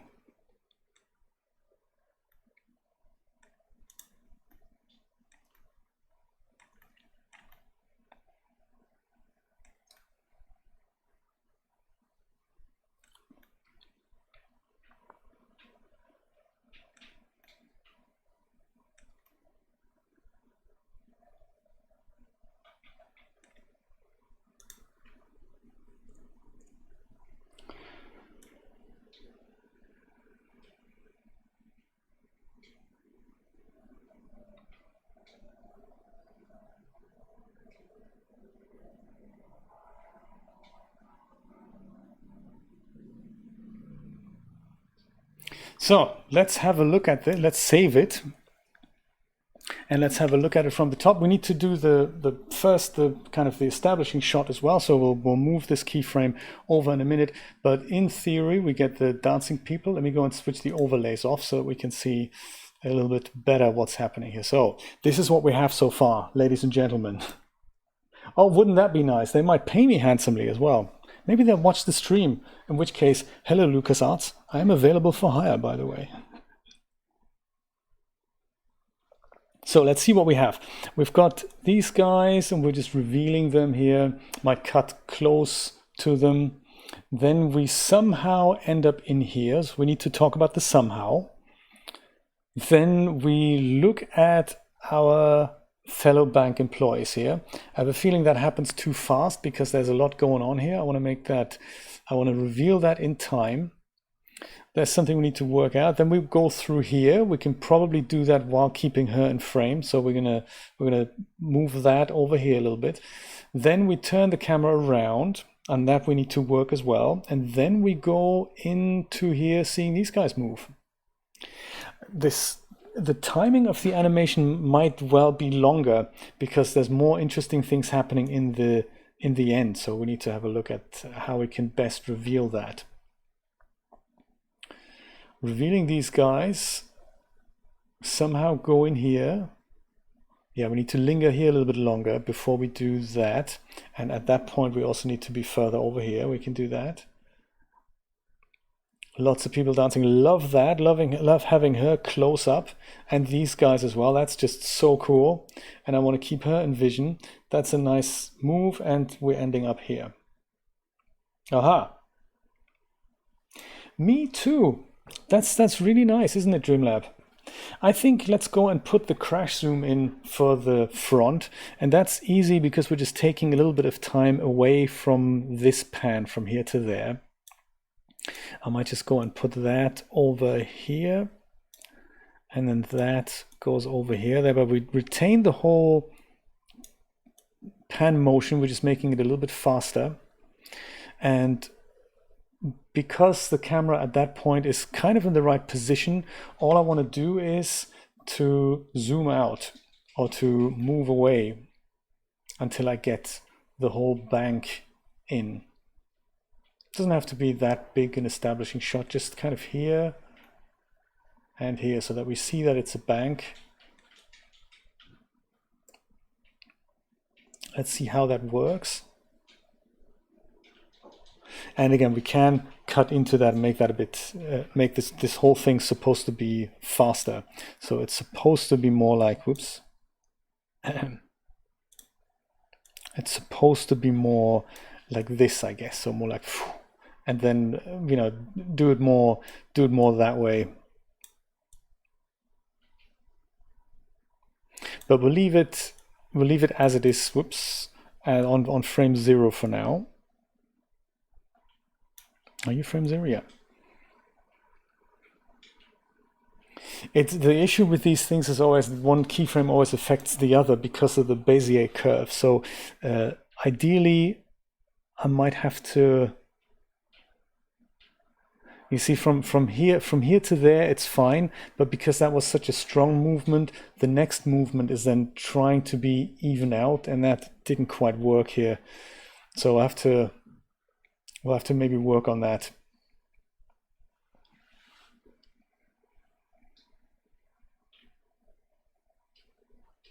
As we go in, I think all we need to be is just lower here. So to get through the door, I think maybe I'll go and position this keyframe slightly lower. And I can also put it more over here because that's where our camera is more at that point, I think. And it's also maybe nice to reveal the red carpet as we go in. So maybe then the pan into the bank is actually sorted that way. That also helps with evening out that motion. I think that keyframe, that's nice, but it's a bit extreme. So I think at this point, I just want to be over here a little bit more. Even though the framing was nice, I think I just need to be over there a little bit more.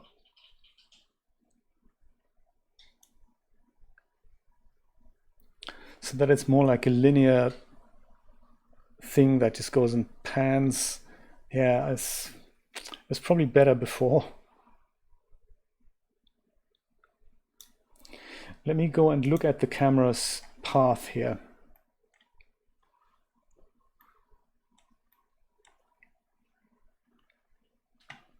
I'll put my overlays back on. I'll just see how the camera's going in there, because I just want it to be fairly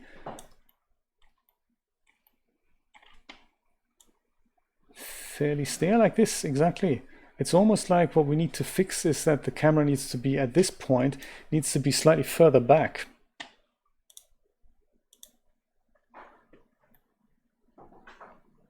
Yeah, we just want it to be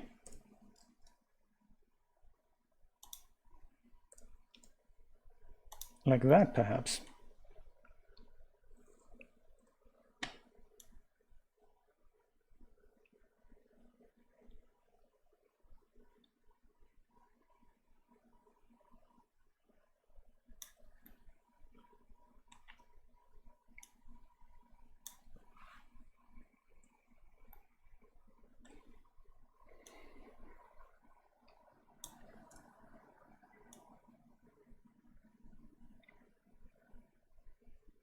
Yeah, much like here, if we just go and say this is a nice keyframe, but we want to be more, we want to be over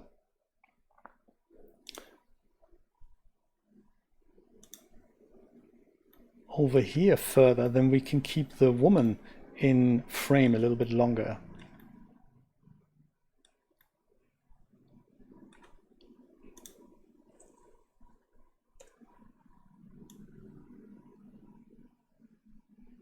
And that we'll worry about that in a moment. That's cool.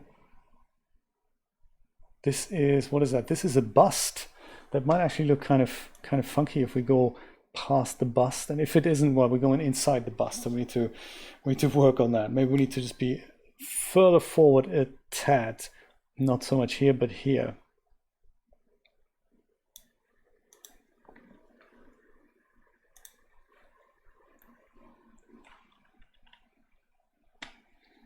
So we see the bust because we're going through it. Yes, I see. So we just over here, we just need to be out of it a bit quicker. Like that.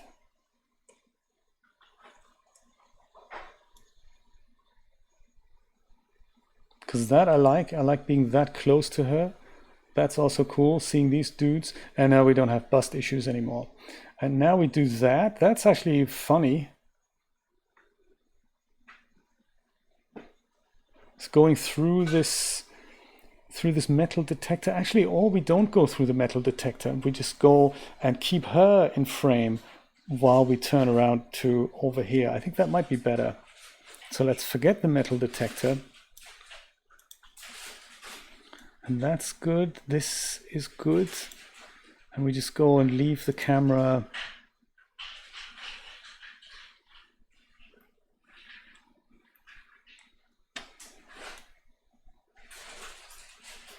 Yeah, just keep her in vision for longer.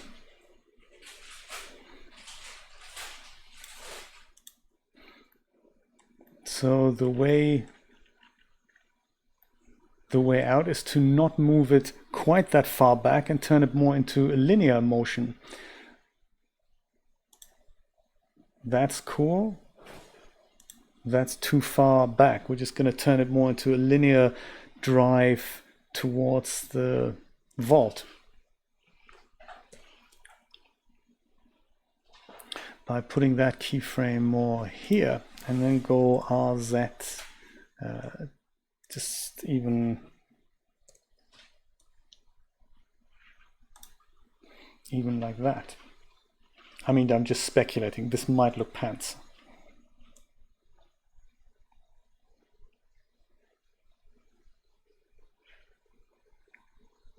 Yeah, cool. And so we just, on a keyframe, you usually want to frame something up properly. So in this case, the vault door, oops.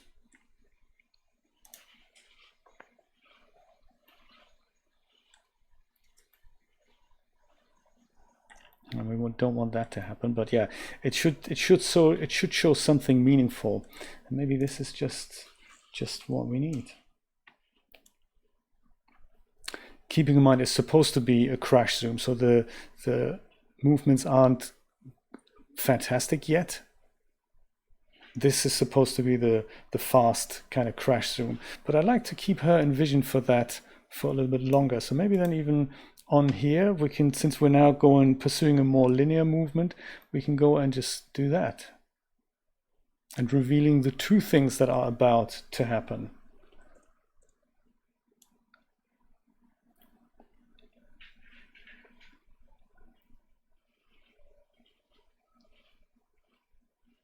And then we're in here. Okay, that's almost good. That's almost good. And I think we're almost about to finish and then just do this, turn this into our animatic. I just want to see where the camera is at that point. Yeah, so it's too far over to the right. We don't have to be quite that far right. So let's go be here instead.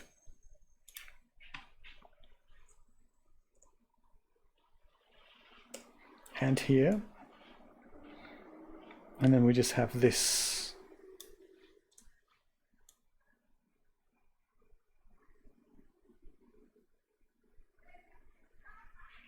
The vault. Ta-da! And we're going into the vault nice and slow where people are celebrating. Ha ha ha ha! So I think, just taking this backwards then, I think this is something I'd like to see. So there's a bit of a gap in between here. See how we can make that more interesting visually. And then there's the beginning that needs to be sorted out. But I think, I think we're almost there. Let me go save this, make the beginning look handsome, and then we'll see what happens.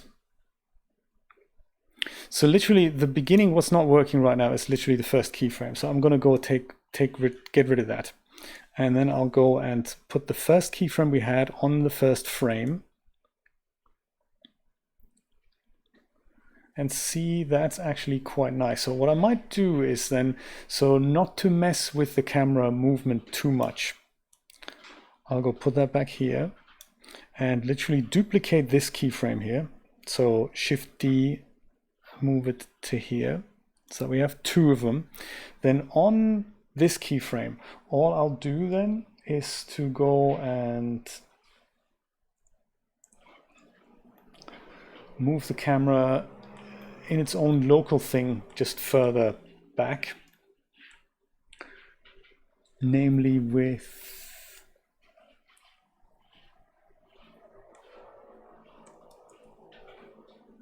that, and I'll make it higher, and I'll rotate I'll make it look down properly in a moment, but what I will also do is adjust the focal length at that point. So the focal length is currently not keyframed. So I'll just make that whole thing wider. That was my plan. So maybe I make that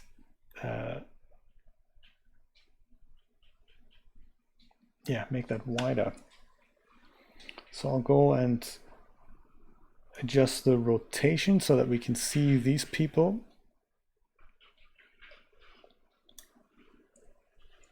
Keyframe all that. And I haven't keyframed the, what's it called, the focal length. So I'll start keyframing it from here, and that'll be the focal length going forward. But on the first one, I'll turn it something like 18. And then I just make it look further up perhaps so that we can get money bank in there. So let me go and do that, and just without the framing, what does that look like? That might look nice because then we don't get that keyframes influencing one another. And it also adds a nice little perspective weirdness to it. So then,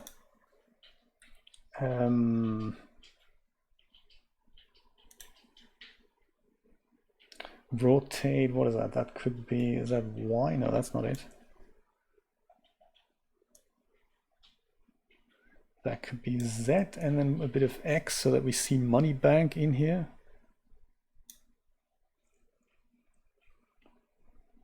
And then we just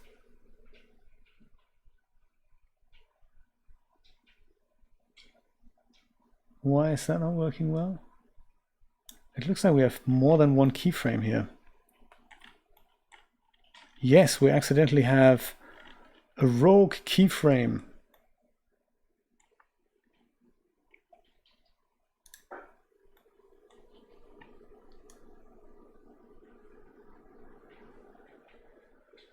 Right, I think I'll just go get rid of that, and then we have this happening. Okay, we need one additional one in the middle there, but that's okay. That's okay. So it's going a bit too far into there. We just need one in the middle about here, and that's just to correct the position where we're actually just the rotation probably.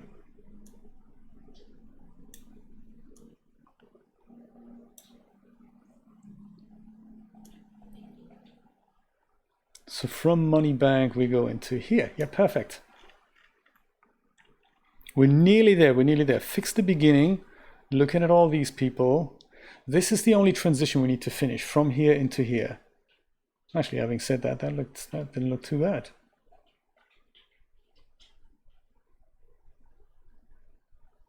Oh yeah, it would look better if we were further down. If this would just show things from further down, I think. So G, Z. That's actually even better. Reveal more or all of the carpet. And with these crash zooms, we can also then mess with the focus, with the focal length. So perhaps on here, to really reveal everything, I could go from this to that. I could just be wider. Let me try that. That might be really funny.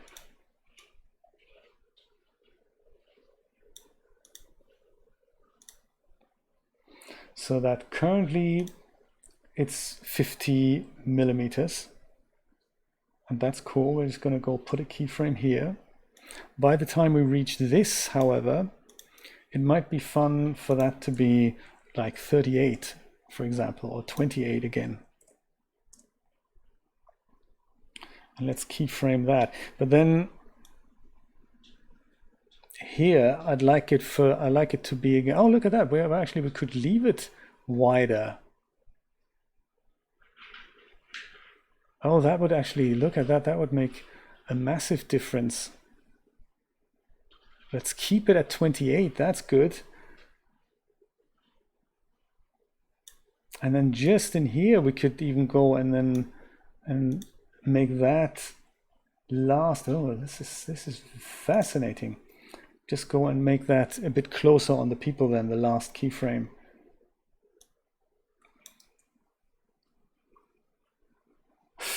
It looks so cool, doesn't it? I tell you, once you've got these basics of interface troubles and all that, once you're over that, and once that fades into the background, the creative possibilities are seriously exciting.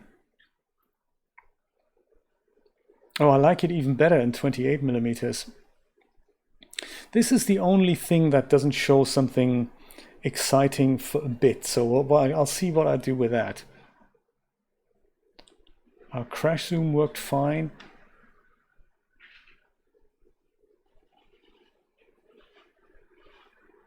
And that worked fine as well. Whoa, nice. Let's save it, and let's, if you're up for it, I can try and render a quick animatic out of this. We can certainly try and watch it in real time without the overlays. Yeah, excuse me, without the overlays there. Much better. All right, action. It totally rules. I concur. Do you know, and you can just try these things out. That is so cool. And it's just looking at it from these two perspectives, one through the camera and then one in which you look at the camera, what it does, and then you see how that fares. Yeah, so I think we're going to make this whole bit a bit faster, because now comes the much more interesting parts here.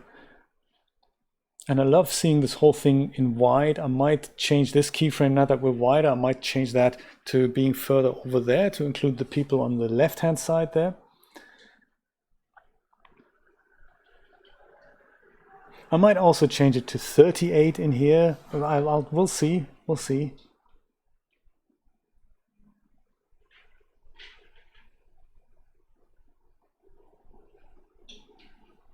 And during these passages where something doesn't appear to be quite interesting enough, we can always go and cut to a close and then cut back to the wide. That's easy to do.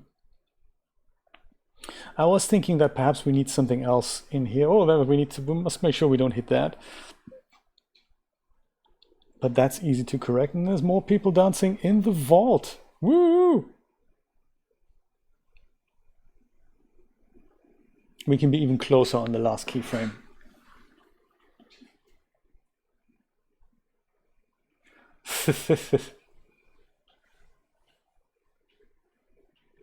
Chris, good to see you again. We're just refining kind of timing things and final keyframes here. And then tomorrow we need to set up lighting and make this all look handsome. When you say widescreen, what did you mean by that? Widescreen, like, do you mean the aspect ratio make it even wider? Or do you mean the 28 millimeter? That's it, isn't it? Yeah, the 28 millimeter lens. I think it really lends itself. I wonder if I should do that on the outside here as well, rather than only change it here as a crash zoom thing. I wonder if I should just have the whole thing in 28 millimeters.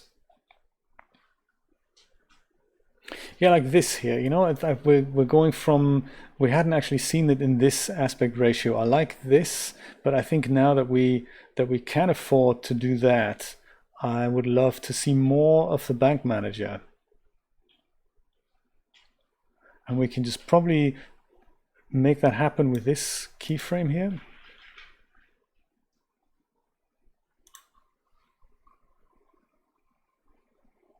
So one way would be to just look left more, but I'm thinking also we can how does it progress here? How does the camera go? Yeah, we're on a fairly linear path.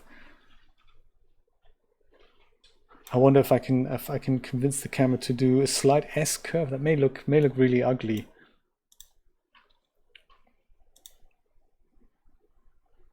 Yeah, I think I just like to look further to the left in this frame. And that is Z, isn't it? Just because then when we do that, we get to see her first, or faster. It's almost like, I think I want to change the position of the bank manager. I think it's not a camera thing. I think it's just him dancing in the wrong position. He needs to be further back. I think that'll be easier to fix, because then he's going to look handsome on both keyframes. If we just put him further here, I think his dance move is a bit forward and back, but he has a lot of leeway. So let's make that happen. Actor moves, bank employees, bank manager. There we go. So G Shift Z. You should be actually G Y. You should be further over here. That would help our framing a lot, my friend, because then we can do something much better with this keyframe here.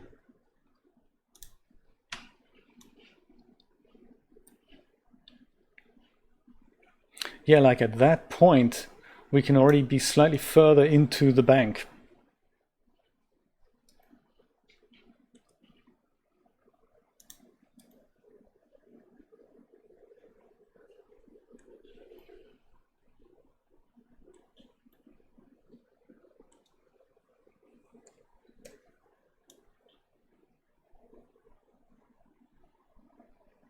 Yeah, we may have to correct that position. Okay, we need to be further over here, don't we?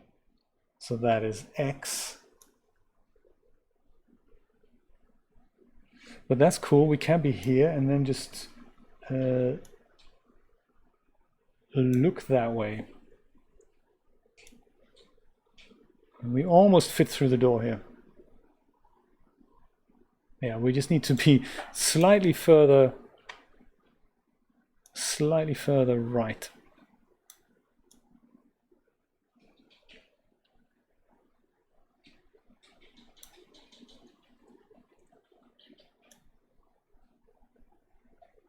Man, don't make me put an extra keyframe in. That's going to be ugly.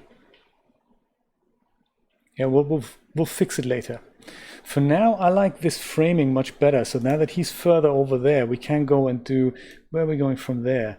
We're going here. There we go. And then oh, that's why we did this, because he hits the red things. Oh, we need to just go and move those slightly forward then as well. That's easy to do. Yeah, so we need to move these things. We'll do that later. That's cool. We'll do that later. Just for the framing then, if we are in the bank,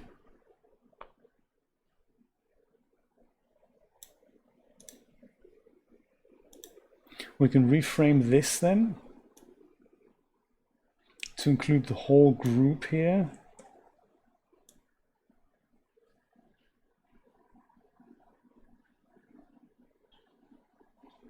And then we go close, and then things are kind of back to normal here. Okay, so only this, how do we go into the bank business? Yeah, I might first of all correct that position. So we're at 18 right now, and at that point we're 50. And at that point we stay 50, and then here we're 28. So I think maybe I'll go and leave it on 28 all the time. I might start with 18.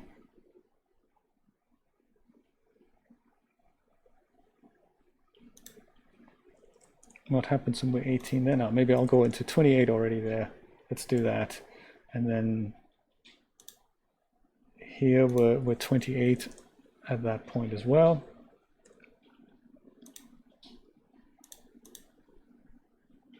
And here we'll stay at 28.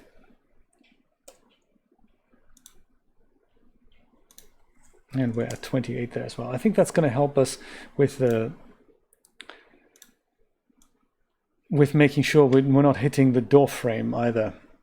So now the beginning is screwed up again, so we need to go and take this out. Damn, brother. That's cold. Yeah, we can be closer on these guys.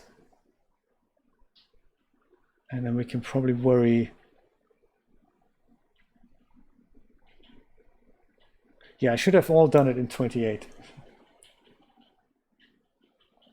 Kick over the pole. I like it, Brian. I like it. Let's try that. That's cool because that's easy to animate. He just knocks him over. That's great. We'll leave him in the right position, but as soon as he hits it, it'll knock it over, just like the other ones here that he's obviously already done. I like it. Come on, let's get this first thing out of the way. This is okay as a crash zoom thing. That's okay. This is now not okay, I find. This is where it's gone wrong already. I'll go take that keyframe out.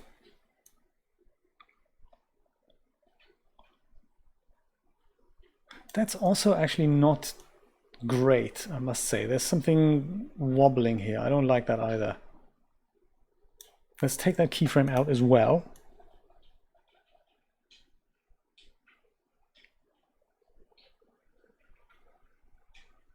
That's nice, actually. Sometimes less is more, and then we do that. Perfect. So at this keyframe here, we just need to be further down and closer to the guys.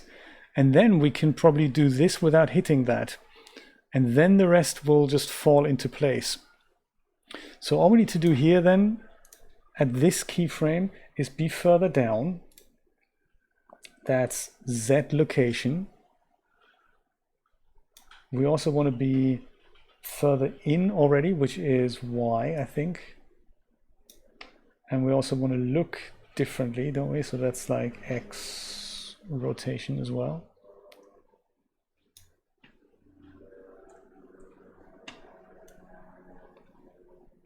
So then we do this and that. And then we just casually move in here. So now, interestingly, now our camera's too far over to the right. Again here, but that's cool. That's cool. We can work it out. Let's move over here and then just look back here. Could even be slightly closer there already, I think, which is then that's Y. Let's just try that. So funny that the idea I had about the crash zooms might not actually be necessary, because when I look at this is actually all fine. We've almost hit the middle of the door here. I find that fascinating. We just need to, in order to do that properly, rather than set another keyframe, all we need to do is make sure this frame is just set over to the right just a little bit, and then we have it. X location slightly over here.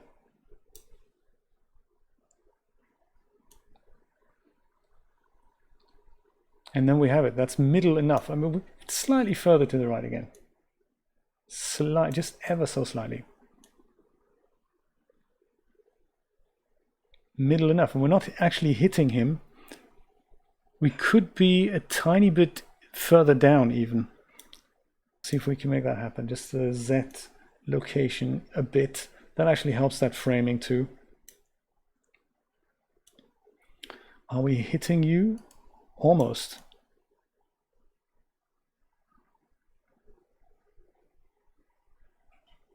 But I think it's fun because we just see the bank manager doing all kinds of weird stuff, and then we can have him kick over these bits and bobs. That's great.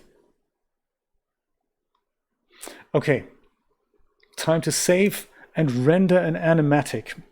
Are you happy to do that on screen? I don't know how long it's going to take, but if I were to do this in a fairly low resolution, are you happy to see this, or are you happy to just see the animation in the way it is now? No problem, Steve. Thank you so much for dropping by. That's very exciting. For timing, we can make this faster. That'll be fine. You good for staying? Yeah, me too. Let's do this. Let's do this.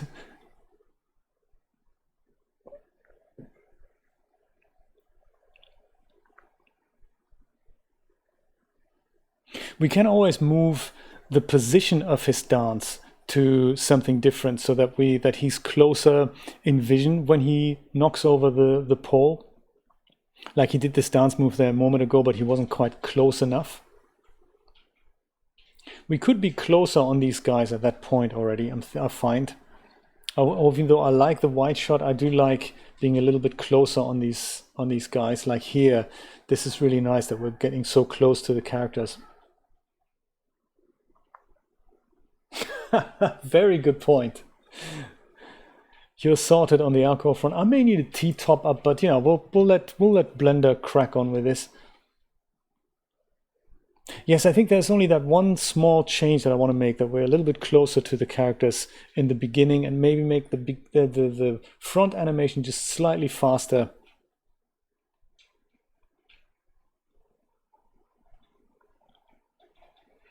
How are we doing on the end front here? I love it. Animations blending into one another. That is just, oh, wow. That's just so cool.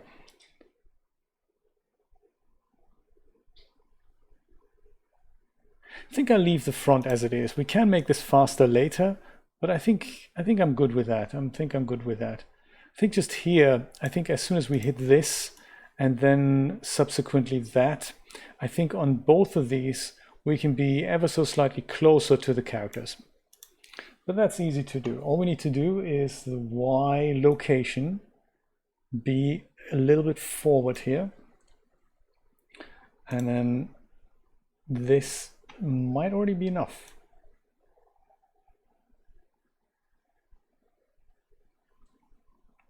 Yeah, that was enough. That was enough. Okay, save.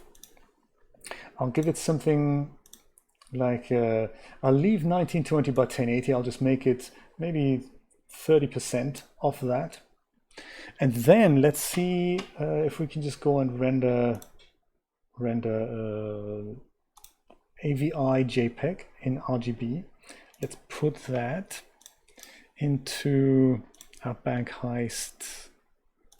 Need another folder, perhaps renders. I'll call it animatic v1. Hit accept.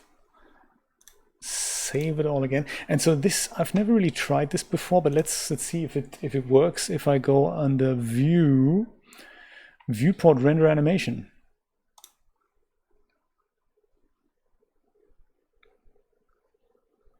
All right, there we go. So it's rendering at a good rate, I say. That's nice. Let's go keep that up here. That number in the little square, those are the actual frames it renders. So we're already at frame 120. The whole thing has just under 5,500. I will go top up my tea. I'll be right back, my friends.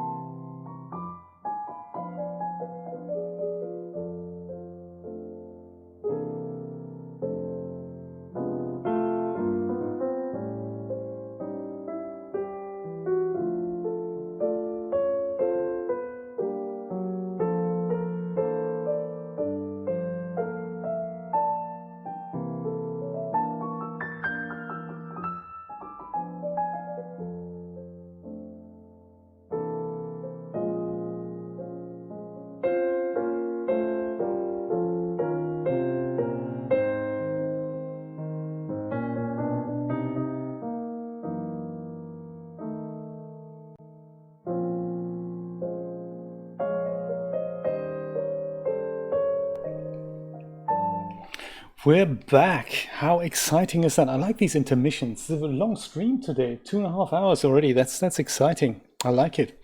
Let's have a look what Blender is up to. It looks really cool, I must say. Very nice. It's doing a good job, also speed-wise. It's lovely. I've never used this viewport rendering for an animation, so I hope it's all gonna come out all right. But from what I can see, it's wonderful. I've got some music. I don't know if I can make that happen at the same time. I can try it. There's some music I can play from Wanda Shakes. That's what I used for the dancing FBI agent. And they have some really nice disco, kind of silly disco tracks. And I think that might just have a good flavor for this. Oh yeah, the new Subnautica. I think we should tackle it. It's still in early access, but I have it, the below zero, and they were changing the story quite a bit. So that's just an interesting spin on the whole thing. I remember finding the story super boring and not nearly anywhere as good as the first Subnautica game. So yeah, I think once the new story is there, I'm happy to take a peek. Be good to get back into the Subnautica swing and see what happens. Those were good times, man. Those were good times. Julia made a great suggestion while the intermission loop was on. That's essentially just a holding loop that is in front of the streams. But she made a great suggestion about, can you imagine you had the cinema interior, like the last shot, and you just have silhouettes of people, some walking in and out, having popcorn, and this holding loop actually is on the screen, or like just the word intermission or something. That would be kind of cool. It's a lovely little animation project to build as well. I think we should do that. That's just so much stuff we could do. I'm looking forward to having a look at Unreal as well. I'm getting more into how to hook actions up, and it's not actually as difficult as I thought it was going to be. So, who knows what we can do with that? Did you play any more with Unreal, Brian? Love your idea, by the way. Brian, in case you weren't aware, Brian has bought some new photographic equipment that lets him take new lighting equipment, should I say, that lets him take good portrait shots of himself. And I believe, if I understood you correctly, you want to put yourself into a character and then walk around as that character in one of these Cinti levels with the Unreal Engine. That sounds exciting. That's going to be so cool, man. I'm looking forward to that.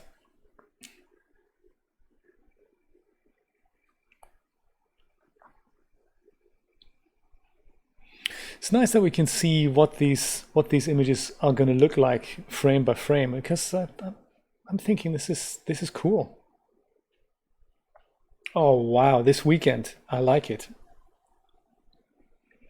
So we've got 2/3 done now, and that took maybe like 8 minutes or so. That's great. Give it another 5 and we should be able to watch this as the first animatic.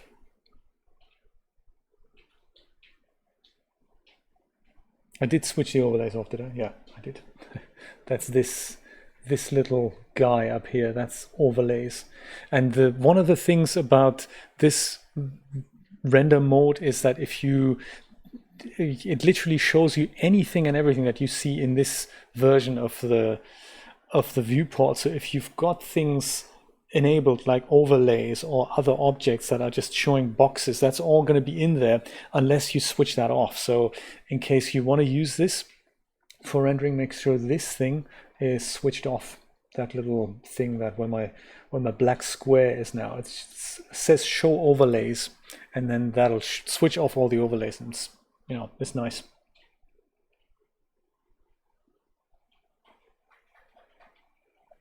Oh no, Rod, you got to try again. Maybe that's something they should fix on version 11.3, 12 point whatever. What's coming out next? What are their plans to add to Poser? What do you think? I believe you've done a little survey there about the future of Poser. What do you think could be good for Poser? I have no idea. Whenever I look at Poser, I'm thinking, hey, it's almost feature complete, almost. Don't know what else I would want inside Poser that isn't already there.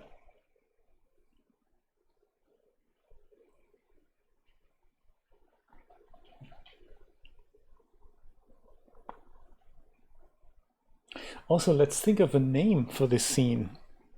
I was thinking a good name for the stream, of course, is FBI Agent and Friends, but what should we call it?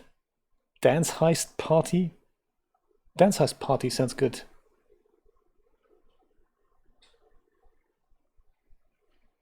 Happy Heist, I like it. I like the Happy Heist, that's good. Heist Party. Happy Heist Party.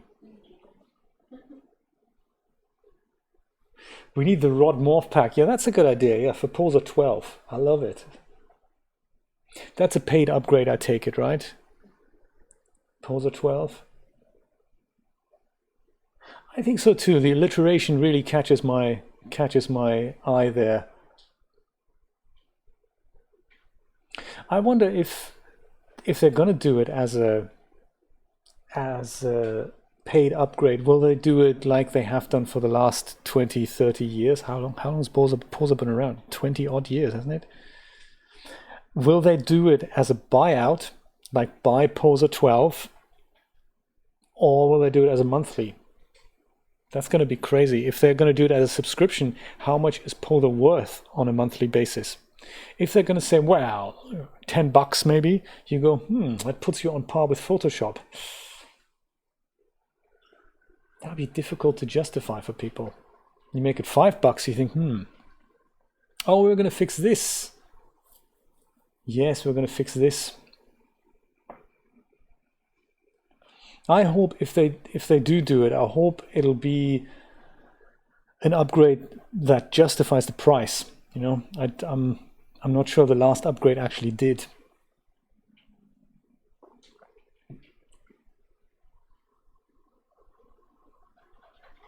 It's a good point. Would people actually do it? I think if they were considering it, which I'm sure they are, I believe they might be shooting themselves in the foot. If they're going to start saying, hey, pay $10 for Poser, most people are going to say, okay, then I think I'm going to not do that. If they're really clever, and I don't know if Bondware can afford that, but if they're really clever, they are going to say, Poser 12, use it for free. That would put the software on par with DAZ. That would probably really give them an advantage, the advantage back that they really need to put themselves back on the map. And then just, since it is Bondware, they're just going to say, well, look, we're going to just make money from content. Easy.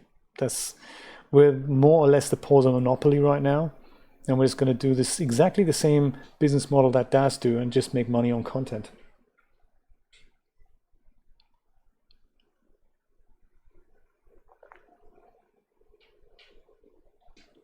Me too. I've had enough of subscription fees. I understand the implications and I understand it's good for the software companies, but it's just, there comes a point where you look at your incomings and your outgoings and you think, hey, that's just, where am I in all this? Will I ever make any profit in this?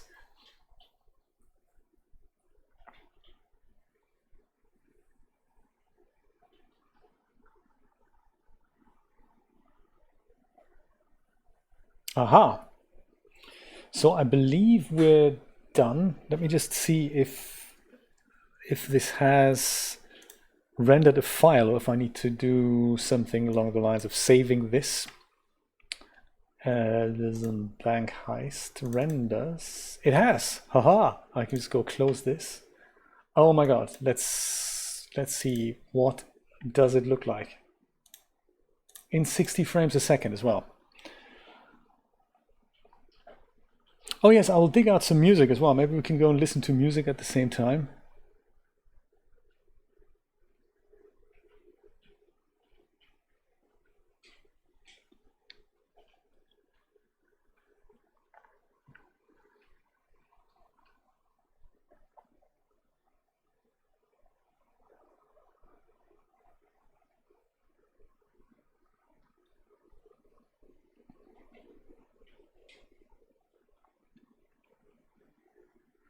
Yeah, so all these types of scenes, we're going to intercut them with going close on somebody like the bank manager.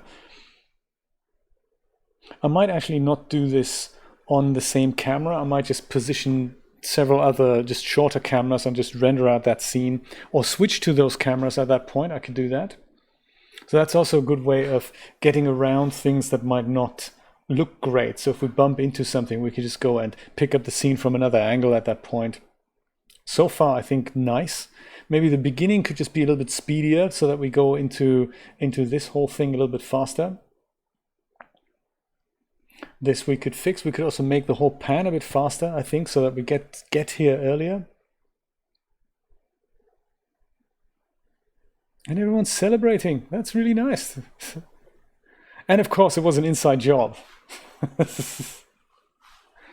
Let me try and get that music out while this is going. I think I should be able to find something. Wonder Shakes. There we go.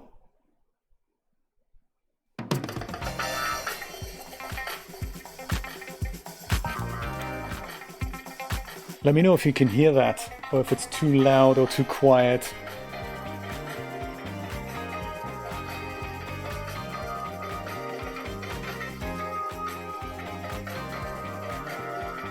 Moneybank Boogie, I like it. The music really makes a big part of this. And what always gets me is that you don't really notice the fact that it's not in sync with the dancers, you know? It's just, it appears to kind of work.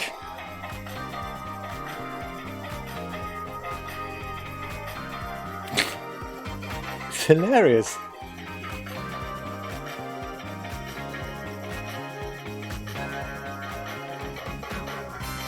Yeah, so from here to there, we'll just make that a bit faster.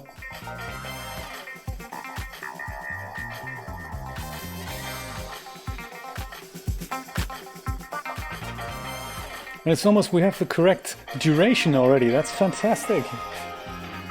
Wow.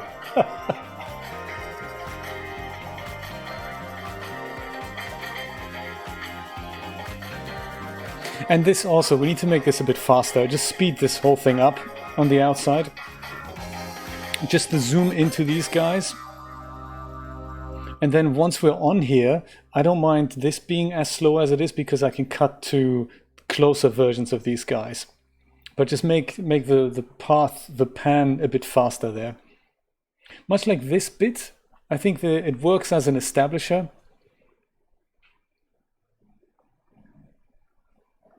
Oh, music has stopped. Man, give us more groove music. Come on. Is there a repeat function here? I don't really use this that often. Is this repeat? This is repeat, isn't it? Repeat, there. Let's watch it from the beginning here. So if we make this just faster, we're on them a bit earlier, and then we intercut them with close-ups to once the woman, we go back to the wide shot and we go to these two guys, and then we can go back to here, and then we can pick up the wide and the dolly in, which could also happen faster.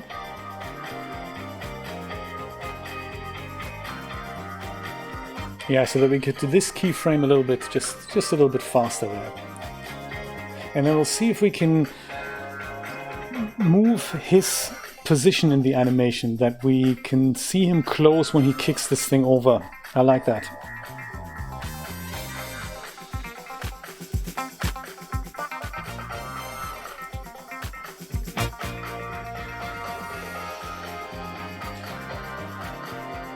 And the rest is kind of fine with me. Like all these people on the inside, I really like that.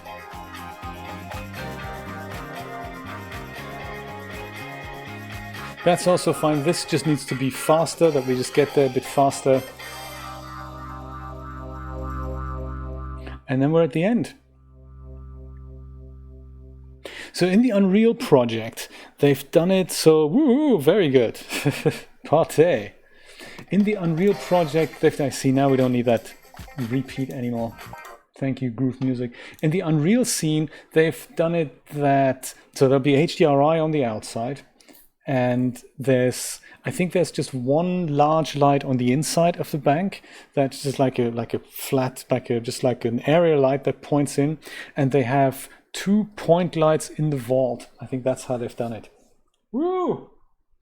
Nicely done, Brian. How did you do that? That is very cool.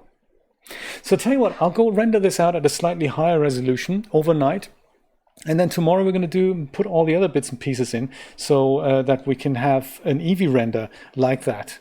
I think it was worth hanging out for that. Thank you so much, guys. This was fun. This was fun. Be safe. Stay here until at least tomorrow, 5 o'clock. And we'll pick it up then. Take care, my friends. Bye-bye.